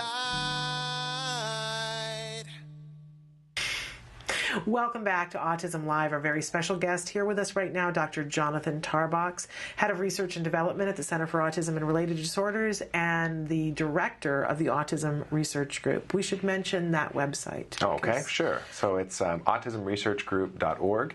and we have the parent-initiated research program, which is where we have a survey you can fill out and basically tell us what you think matters in autism research and what you're annoyed about and you want less of, and that actually influences the research projects that we do. So we always want to hear from you. Yeah, which I just think is brilliant. When I think of all the years that I said, why isn't somebody researching this? Because nobody asked me, that's why. Now you have an outlet for that. Isn't that a great thing? Okay, so we've been talking with Dr. Tarbox. Our question of the day was, what time of day is the most frustrating for you? And we said open season. It can be because it's frustrating for you personally, or it's frustrating for your child, or anything in between. And you guys really had a lot to say and have been writing in all day, and we love that, to interact with you. So I want to go, but a lot of you were saying the same kinds of things that we just talked about, the bedtime ritual a little bit. Now let's talk about the flip of it, the morning. We had one viewer in particular who wrote in and said, in the mornings, my 2 boys, both with autism, never like to get up on time. They usually don't like to leave the house unless they have some type of toy. And then she goes on to say, I would also say that nights are hard because they don't want to go to sleep. We talked about that a little bit. But sometimes this kind of goes hand in hand, right? That, you know, it's hard to get the child to go to sleep, which then in turn makes it hard for them to get up in the morning. Of course, yeah. You know, hard to get them in the bed, but once they're in the bed, they don't want to get out of the bed. And I think, you know, that doesn't necessarily get easier with time because then they become teenagers. Right? And then we all know what that looks like, right? Then they really don't want to go to bed and they really don't want to get up in the morning. So what advice, though, I know we've talked about this a little bit before on previous shows about the morning thing is hard. It's just hard. And again, this is one of those general issues for all of us parents. Not, you know, it doesn't matter if your kid's on the spectrum or not. Mornings can be the most frustrating time of the day. So, and I guess the first thing that I would say, which is a no duh, and I know all of your listeners are going to say, thanks, Dr. Tarbox, you know, obviously. But a lot of times the most obvious things we all don't do, right? So, you know, waking up earlier is the number one thing you can do. So set your alarm earlier. Yes, you're going to get less sleep. Maybe watch a little bit less TV the night before. Go to sleep a little earlier. Maybe drink less caffeine the night before, so it's easy to go to sleep earlier. But get in bed a little bit earlier and set your alarm for maybe 15 or 30 minutes earlier, and just get up earlier. And that just reduces the stress load for you, right? Yeah. And if you're less stressed, that means that you're going to be interacting with your kid in a less stressed and more productive and more positive manner, which is going to help them stay on task and stay on the ball better too. So yeah, no duh, obviously wake up earlier, but really do it, right? Yeah, it is sort of amazing. We talk all the time about when we want to see a change in behavior in our kids, the first best thing we can do is do a change in our own behavior, right? And I know I used to have a lot of judgments about this. My mother would get up at 5 o'clock in the morning, and it wasn't because she needed to get up at 5 o'clock in the morning, but that was time when my mother was a big reader, and she would get up and make her coffee and drink her cup of coffee and get to read her book for a good 20 minutes before she started in to do the stuff before we got up. That was her time. And I used to be like, are you crazy? Who gets up at 5 o'clock in the morning to have alone time? A mother. That's who does that. I totally get it now. And I also remember about 5 years before I had Jem, taking care of a friend that she had 3 kids, right? And she needed to go away for 2 days, and I said I would watch her 3 kids and take them to school and do the whole thing. And she was one of those really together moms. And she laid out the full outfits for the kids, and she had a schedule for me. And it was, you know, the sandwiches need to be made, and they help with the sandwiches the night before. And I thought, this lady, you know, what type A personality is this that she's got the clothes laid out before? Oh my goodness, do I call her for advice sometimes? Because I clearly saw by the second day, because that's the only way you can survive it. That is the only way you can survive that, is by having some good executive function skills and saying this is what has to happen beforehand, because in the moment it's unrealistic to think that we have the ability to deal with everything that comes up. That's right. And parents are humans too. And under stressful environments, humans don't behave very efficiently. You know, you're going to lash out more. You're going to be more short with your kids. You're going to just be less happy. And something's going to be forgotten, which is going to be time consuming, because then you have to go back for it. Right, yeah. So yeah, wake up earlier, plan ahead, really smart. I mean, basic things like make all the lunches the night before. Like, I'm terribly guilty. I've maybe never done that with with my kids, you know what I mean? But literally every morning I think, wow, I really should have done this last night, right? Well, I appreciate that. And that's a habit. I mean, that's just a behavior that you can change in yourself, right? And it is possible. It's not easy, right? But it is possible to do. And I love your general point. If you want to see a change in your kids' behavior, you first have to produce a change in your behavior, right? That's how it is for all of us as parents. It's a hard pill to swallow, but it's really true. It is. And of course, I always go back to the serenity prayer, grant me the serenity to accept the things I cannot change, the courage to change the things I can, and the wisdom to know the difference, because there are some parts of the morning we can't change. That's right. There are going to be unexpected things that we have no control over. That's right. And I get caught up in thinking sometimes where I think that I'm somehow going to somehow become omnipotent and omniscient and be able to change things that I'm not going to be able to. And that reminds me of another point that your viewer made about seems like my children always need a toy in order to leave the house. And I would say don't beat yourself up over that. I would say pick your battles. Great. Why not? Just use it. Plan ahead and make sure you have a toy that they're interested in. And absolutely use that as a motivator to help them get out of the house on time. Why not? Absolutely. People beat themselves up over these details.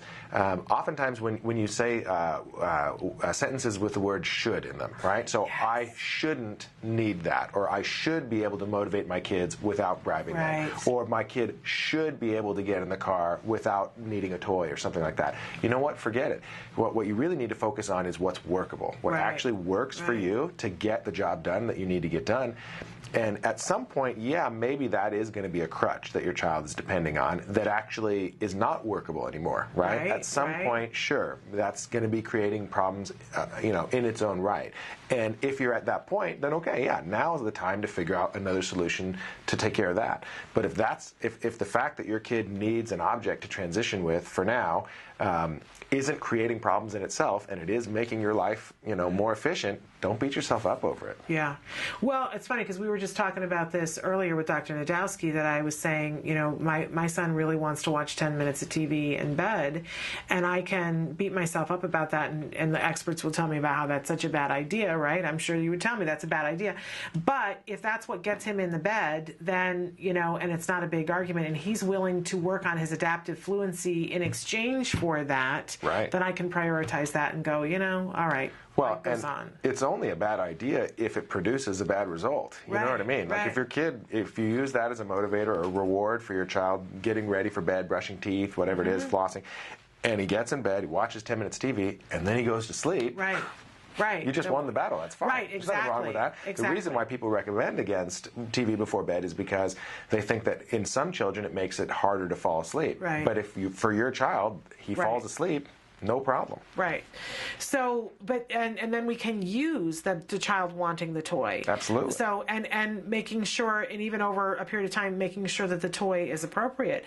I mean, one of the things that on Sunday morning, to get my son up and moving to get in the car, we have the rule about there are no devices before noon. But I want to get to the farmer's market before all the good vegetables are gone. And so sometimes I say to him, if you can get dressed and get ready and get in the car, I will let you play on my phone on the way to the farmer's market. Totally workable. Because I get what I want, and he did it, and there's no argument. That's right. And it's great to have the general rule of no devices before noon, right? So you're ensuring social interaction, family time, all that stuff. But again, you're not doing a whole lot anyways in the car on the way to the farmer's market. Why not use that as a motivator? I do hate to give it up, because car time is one of the best times for he and I to talk about all kinds of things, and I get the best conversation in the car. Well, you're lucky. I don't get the best. My son usually says, I don't want to talk about it, Dad, and he wants to read a book. He will say that to me. Well, that's great that he wants to read. That's all, there are some times where Jem will say, I don't want to talk about that if it's something where I'm asking him to do something. But there are other times that I get great conversation, and we joke about that we do history lessons in the car to 80s tunes. That's great. It's crazy. But in any case, all right, so we're going to take another break and come back and talk about another area of the day that is frustrating to some of our viewers that happens after school. So stick with us.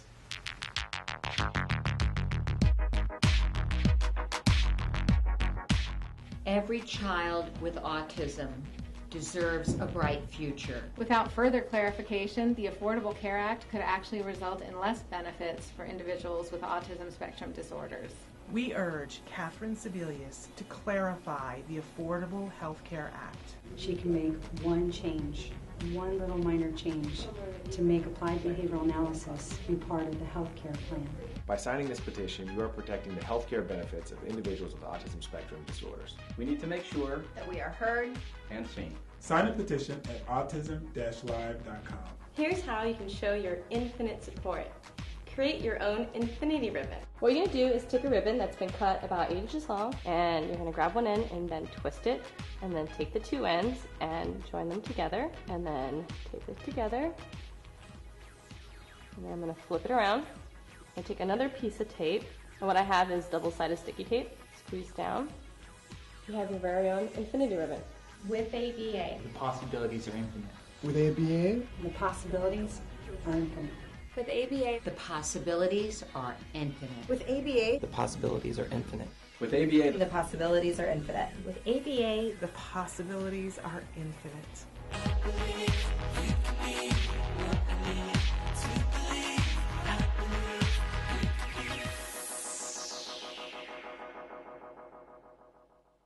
Welcome back to Autism Live. Our very special guest right now is Dr. Jonathan Tarbox. He's the head of research and development at the Center for Autism and Related Disorders and the director of the Autism Research Group. Truly an expert in the field of autism, and such a thrill to have him here. Thanks. And you can pick his brain. We have the live feature is open right now, and right now we've been talking about your comments and concerns to the question of the day, which was, what's the most frustrating time of day for you? We talked a little bit about the bedtime issues and getting a child to go to sleep. Then we talked about morning and how hectic morning is.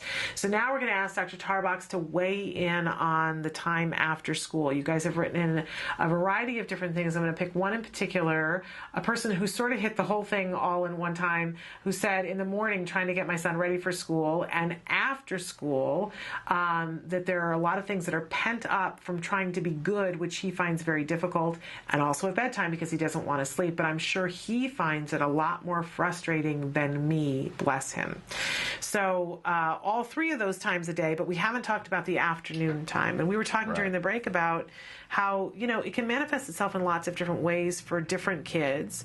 But sometimes some of you have reported that you see aggression in the afternoon or meltdowns or, you know, just a child being obstinate, that they've held it together really well at school within the confines, and then they come home and it's like they unravel. Right. Yeah. And, you know, I think that's a pretty reasonable way to look at it, because let's face it, school can be hard for a lot of kids on and off the spectrum, but especially a lot of kids we work with, they, you know, like she says, bless his heart, he is probably trying his hardest to be good in school. Yeah. And frankly, school's pretty boring sometimes for a lot of kids, right? And it can be.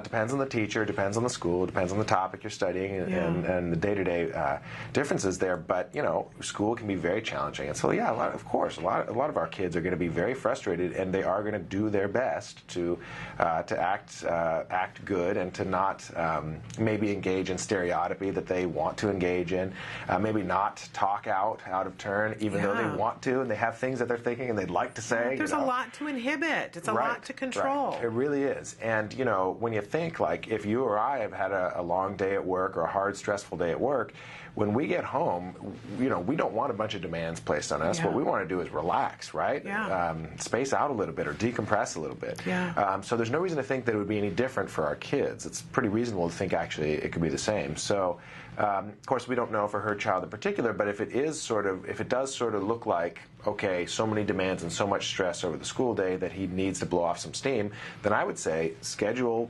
steam blowing off time, right? Yeah. Say, okay, for the first 20 minutes that he gets home, he's going to get to do preferred activities or have no demands at all placed on him and just have fun, run around in the backyard. Yeah. We spend a lot of time, you know, with our kids trying to decrease their stereotypy and trying to sort of encourage them to not act too repetitive or too weird or whatever. But sometimes I think it's totally reasonable to say, right now, do whatever you want. If you want to run around hand flapping, making weird sounds, and have fun and jumping on your trampoline or whatever, just do it. Just have me time, basically. Yes. And maybe you do it in your own bedroom, maybe you do it in the backyard, whatever it is. But yeah, just take a break for 20 minutes. That's totally reasonable. It is reasonable. And I think, as you said, it's good for all of us. And I had said during the break that marriage counselor advice always says that if somebody has gone to work and come home, don't hit them at the door with everything that went on during the day. Right. I used to do that to my husband. He would come home from work and he'd be exhausted. And I'd go, all right, this is what happened in this therapy session, and this is what happened here. And the school district sent this over, and we have this much going on. And he would just go, you know, like he was going to implode. And now it's equally on the other side that we work different schedules. And I come home and I always say to him, don't, give me at least 5 minutes. I need to come in. I need to get something to drink. I want to take my shoes off. Don't hit me with all of it in the first 5 minutes. And it's truly amazing what 15 minutes of zero demands and zero stress does to a person. Yeah. And it doesn't matter if you're a kid on the spectrum or you or I or whatever. 15 minutes, zero demands, zero stress, just relax and breathe deeply, changes things and will make you behave differently. So if you're having problems with tantrums or aggression or frustration for the child, 15 minutes of just total rest will probably help. Yeah. We had talked this week with Dr. Tarbox about the body socks, about kids who want to get into that cocoon sort of feel and sometimes feel pressure. Najdowski, maybe? You just said Dr. Tarbox. Who were you Dr. talking Tarbox. I meant Dr. Doreen. Dr. Doreen. You're Dr. Tarbox. We talked with Dr. Doreen about, she was bringing up that sometimes kids like that, some kids just need that for a couple of minutes. So there are different things that they need at different times. And I would argue that it isn't just school. If they go to a birthday party and something that's really sensory overblown, giving that decompress time before you start in on the demands. Right. And, in ABA parlance, we would call it an establishing operation. And what that is it's something that you do that basically just makes the person's life a little bit better for the moment. So if you're allowing the child to relax and decompress, what you're doing is making his or her environment more reinforcing, less stressful, so that now when it's time to, let's say, place some demands on him, like maybe it's time to do homework, he's just had a break. And so that literally will change that homework from being a stressful, frustrating thing. If you say homework right when he walks through the door, now you're changing it to be maybe a neutral thing, or maybe a little bit frustrating, but not hugely frustrating. It's a break. Maybe it's watching favorite show, maybe it's playing favorite video game, or maybe just snuggling on a beanbag or whatever, right? But, wow. Well, you brought something up. You brought up homework, which nobody really talked about, but I'm wondering if that's part of the afternoon thing that's happening, is that there's a homework issue. Certainly could be. Any words of advice about combating the homework thing? Yeah, absolutely. And so I kind of feel like a broken record, but I really do want to say to parents that, life is hard enough as it is. We don't need to make it harder on ourselves. And yet we do as parents, because we want to set the bar high. We have such high expectations for our children, which is good. And especially in ABA programs, we have ridiculous expectations, right? And in addition to setting the bar high, we need to make things as easy as possible, and we need to set our kids up for success. So the best thing you can do is, first of all, relax, take a break, and then when it is time to do homework, you got to take it easy. You got to take it easy and just not. The thing that I see, the mistake that I see the most often with parents. And tutors is making it more stressful than it needs to be for the kid. And raising your voice, showing that you're frustrated, all of these things are not going to help your kid get the homework done easier. They're not going to make him feel better, and they're not going to make you feel better. So providing lots of help, one-on-one attention where you're not doing 7 other things. You shouldn't be checking your iPhone and looking at your iPad and texting and everything and Facebook and everything else. Just you and the kid and the homework. Lots of praise, lots of help when your child needs it, and definitely use some rewards. Definitely some kind of reward. It doesn't have to be contrived and weird. It can be totally natural, like, when you're done with homework, let's just, snuggle on the couch for 15 minutes, or let's go in the backyard and toss a ball, or maybe for your kid, if that's what they really want, it is going to be a little bit contrived. Like you get 5 minutes of video game time when you're done with homework, or you get a preferred snack, whatever. But there needs to be some kind of reward, and the expectation needs to be really clear. When you finish this much work, you get X. And the reward has to be specific to the child. That's right. It has to be something that's worth it for them to do that work. That's right. And And in order to know that it is going to be worth it to them, you need to offer choice. So you may think that you know what your child wants to work for, but a lot of research has proven you actually don't. That by providing your child the opportunity to choose between 2 or more different rewards, you're identifying one that will be more effective. There's actually a lot of research showing this now. So you set it up by giving your child the choice. What do you want, after you're done with your homework, or for each bit of your homework? When you finish a worksheet, what do you want to earn? What do you want to work for? Or what do you want to do together afterwards? Okay. Provide a choice. They make the choice. Set up clear expectations that are doable, that are not unreasonable, and follow through. Okay. And keeping in mind that homework is not the big exciting stuff. Like we've said that school can be boring, like multiply that times 10 when we get to the homework. That's really true. Yeah. I had a meltdown just a couple of weeks ago, and I went, my son's teacher this last year was just heaven on a stick. And I went to her and said, okay, I personally found the homework so horrible last night that I had a meltdown. I looked at it, and just to check his work, I was on the verge of tears, and I had a moment at the table, and I said, I didn't like this when I was in 4th grade. Why do I have to do it again? And had that moment. And of course, and I did that in front of my son, and he said, well, if you don't like it, right? It's not fun some of the times. And, it was a worksheet that she had sent home, which was the 4th grade appropriate, worksheet, things that have to be worked on. But I literally, in that moment, if this had been sitting there, I would have cracked it over my head. I was that frustrated. Right? Well, and something that you said earlier really applies to homework too, and that is take incremental steps, Take it easy. So if you think, you may think, my son should be able to finish this whole worksheet of problems and then get a break. Well, maybe not. If it's really frustrating, if it's really challenging, maybe he should finish just one problem and get a real short break, or at least a high 5, right? And then gradually work up to 2 problems, and then 3 problems, and, and so forth. And I would say talk to the teacher too. I went in and said to her, this was so frustrating that literally I was banging my head against the table. And she said, oh, don't waste your time on that then. If something is that frustrating, send back a note and say, and have him do something that you feel is appropriate. Let's not let him have the time off. But if it's that difficult or it's that annoying, she says, that is not the purpose. We wanted to work on this skill, and I can give you something else to work on that skill. I'm telling you, she was heaven on a stick. That's great. So good to have good teachers, right? Because a lot of times we just have worksheets. I'm not a fan of the worksheet thing. Because how many worksheets do you experience on a daily basis in your job? Not very many. Yeah, but there are a couple. But the rationale behind worksheets is practice. Yes. And learning does require practice. I mean, there's 100 years of research on that if you want to get good at something, you need to practice. So if you can make it fun and motivating to complete the worksheet, then the worksheet is a good use of your kid's time in the sense that it's practice of essential skills, as long as you can make it fun and make it motivating. Or at least, even if you can make it neutral, right? You don't have to make it great, but as long as you make it not aversive, not boring, right? Not torture. I don't know. I see the worksheet and I go, oh, okay. I think that's the key. The worksheet, and there are some fun worksheets. It is possible to be fun on a worksheet. Yeah, possible. But it is possible. It takes a little bit more work.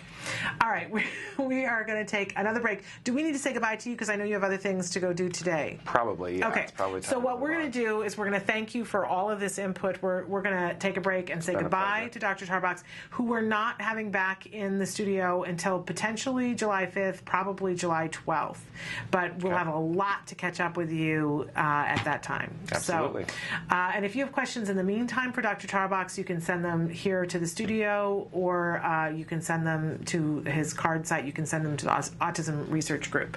So all those different ways to get a hold. Thank you so much. It's always such a pleasure to have you here. I appreciate it. All right, we're going to take a break and come back to finish out the week. Stick with us.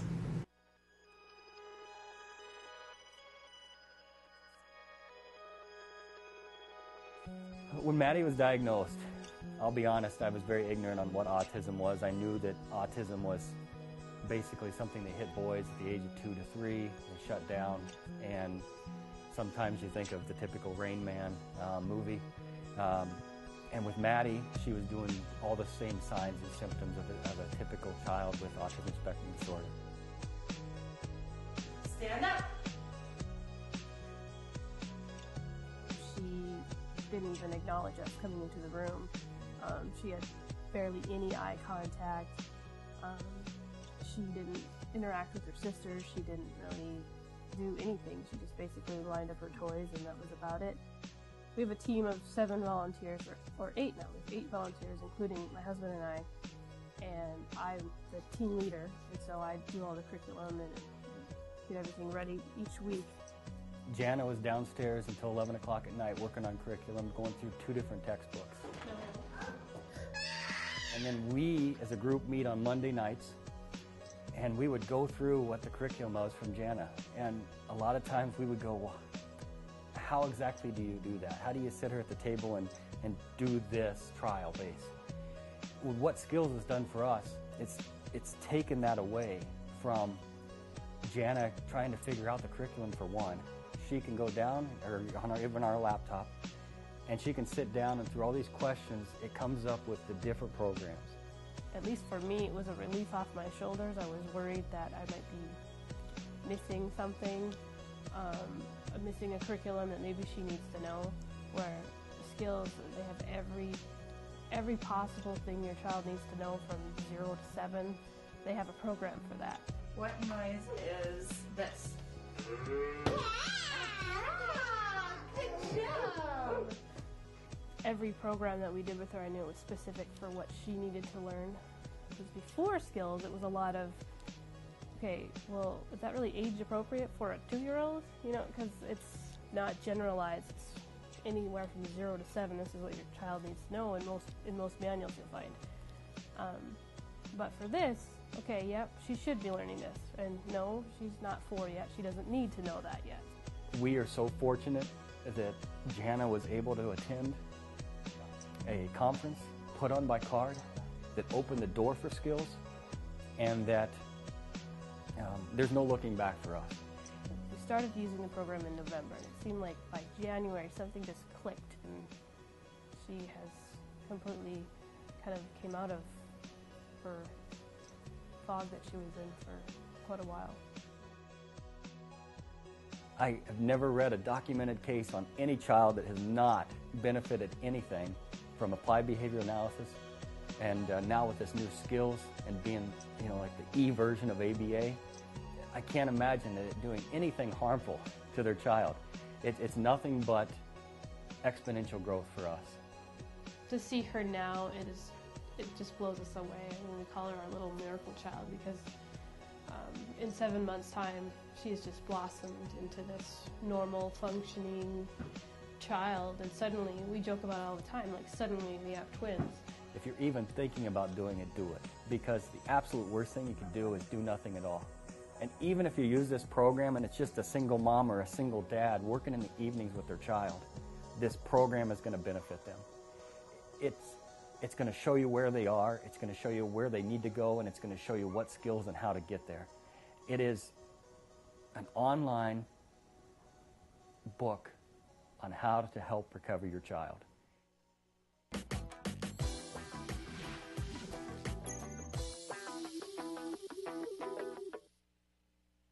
Welcome back to Autism Live. We've been reporting to you today about some devastating things that happened on the steps of the state capitol here in California.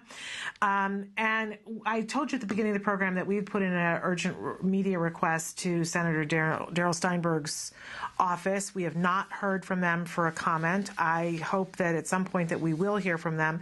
Basically, what happened yesterday, a budget was proposed and accepted, and the parties who were in agreement on it, and this comes directly from Senator Steinberg's office, that State Senate President Pro Tem Darrell Steinberg, Governor Jerry Brown, and Assembly Speaker John Perez, all of who have been great champions for autism in the state of California, jointly announced an agreement on a 2013-2014 California state budget yesterday.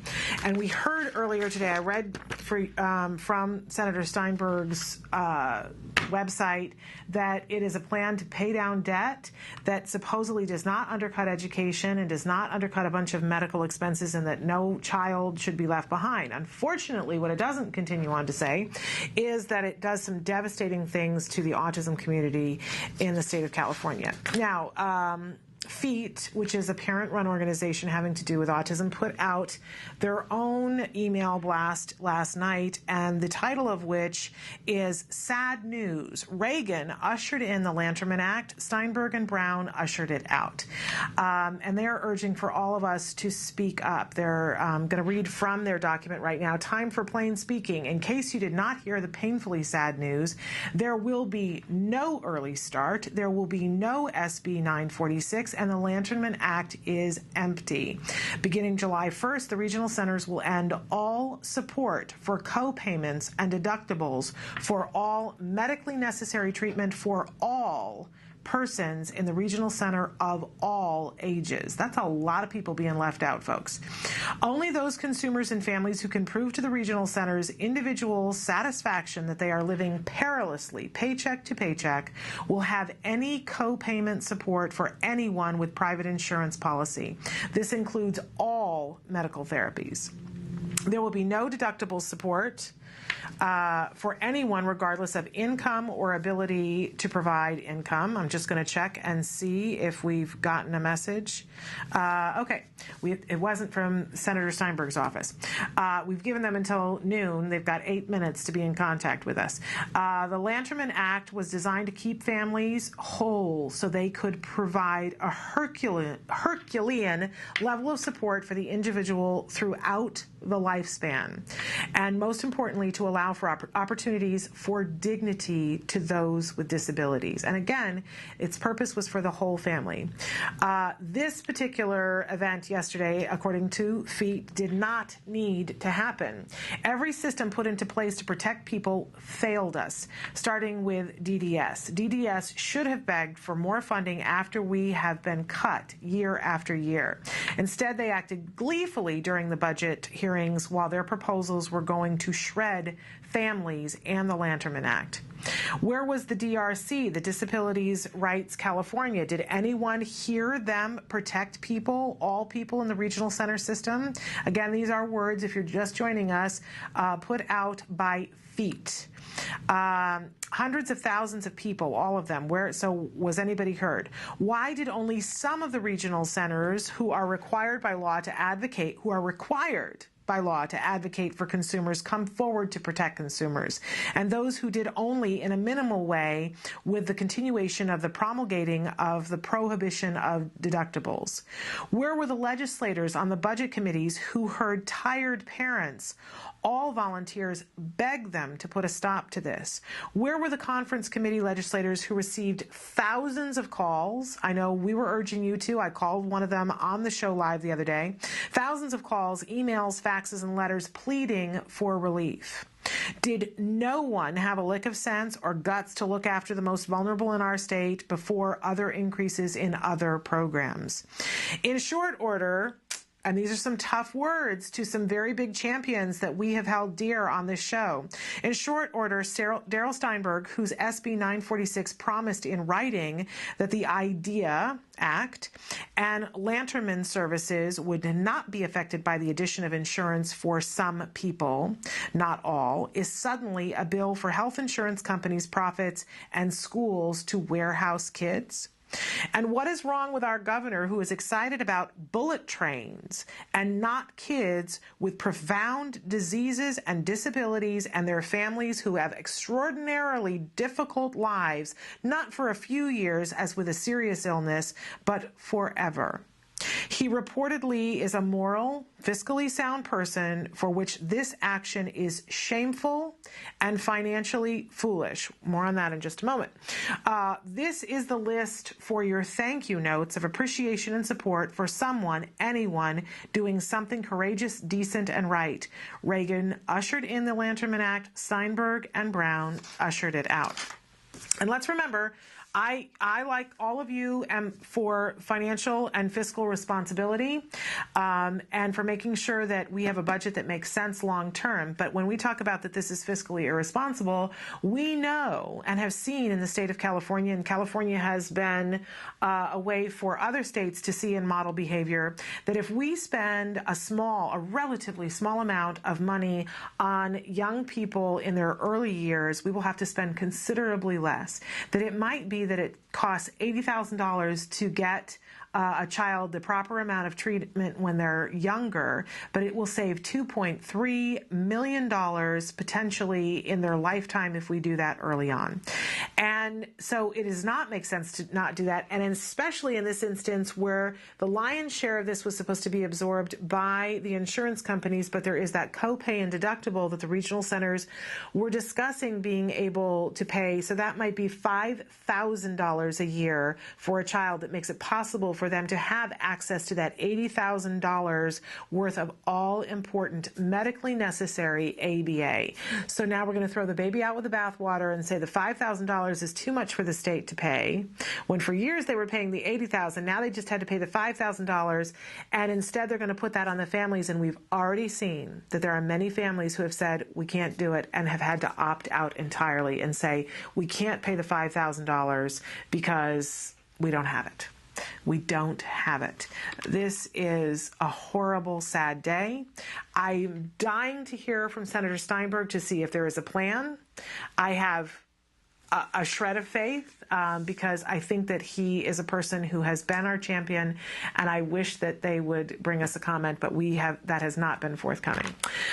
We'll keep you posted on that, and if a comment does come in or something, we will put it on the Facebook page, because as you know, we're not going to be doing live shows for the next 2 weeks. We are on hiatus, so it is a terrible note to leave things on, but we will keep you up to date on Facebook, as well as we've been talking all this week about an amazing event that's happening at the Elysian Fields Farm in Colorado Springs, just outside of Colorado Springs, Colorado. They are having a horse boy event that will be taking place on July 19th, starting on the 19th, going to the 20th and the 21st. They will be on the 19th, the evening of the 19th, which is a Friday. They'll be showing the horse boy film. It is just a $15 ticket to be able to be there, see the film, and interact and get to meet and greet and ask questions of Rupert Isaacson and the entire horse boy team. It's really an event that you're just not going to get every day of the week, right? And for $15, pretty impressive. And if you would like to, on the night of, if there is still room, you can register for, but I would encourage you to register beforehand for the event that's happening that weekend on Saturday and Sunday, where they're going to train adults in how to implement the Horse Boy program with kids on the autism spectrum. And you can be trained by Rupert Isaacson yourself there on the ranch with the horses. And we spoke to Carol Ellis earlier in the week, and she said there are hotels close by, but they would welcome campers as well on the actual site. We were hoping that we were going to hear from Carol, because they're having Colorado Springs is having a devastating fire at this moment in time. We are hoping and praying that she and all of her animals are okay, and we will update you as soon as we hear from Carol that she is okay. We'll do that on our Facebook page. Until such time, all of our thoughts and prayers are with everyone in Colorado Springs and hoping that they can get this fire contained. We are told that it is the worst fire in the history of the state of Colorado. Just devastating fire, and there has already been loss of homes. So we'll try to keep you updated on that on the Facebook. I have to say that I'm going to miss you horribly in the next 2 weeks. I do love this opportunity. Emily's showing you all the different ways that you can get in touch with us, and you can continue to watch. We're going to show you some of our best episodes of the shows here, so you can tune in and also catch up with us on Facebook. Especially, I want to urge you, if you did not already watch a couple of weeks ago when Dr. Doreen Grandpichet did her breakdown of the DSM-4 and now the DSM-5. I want to encourage you to check that out. It is literally breaking news. So, and we have some new content that will be up on our Facebook and on our YouTube over the next 2 weeks, but there will be no live shows. And I will, though, check in on Facebook, and you guys can still message me. So we'll see you back on July 1st, and I hope that in the meantime that you will give your precious kiddos a hug from me. Bye-bye for now.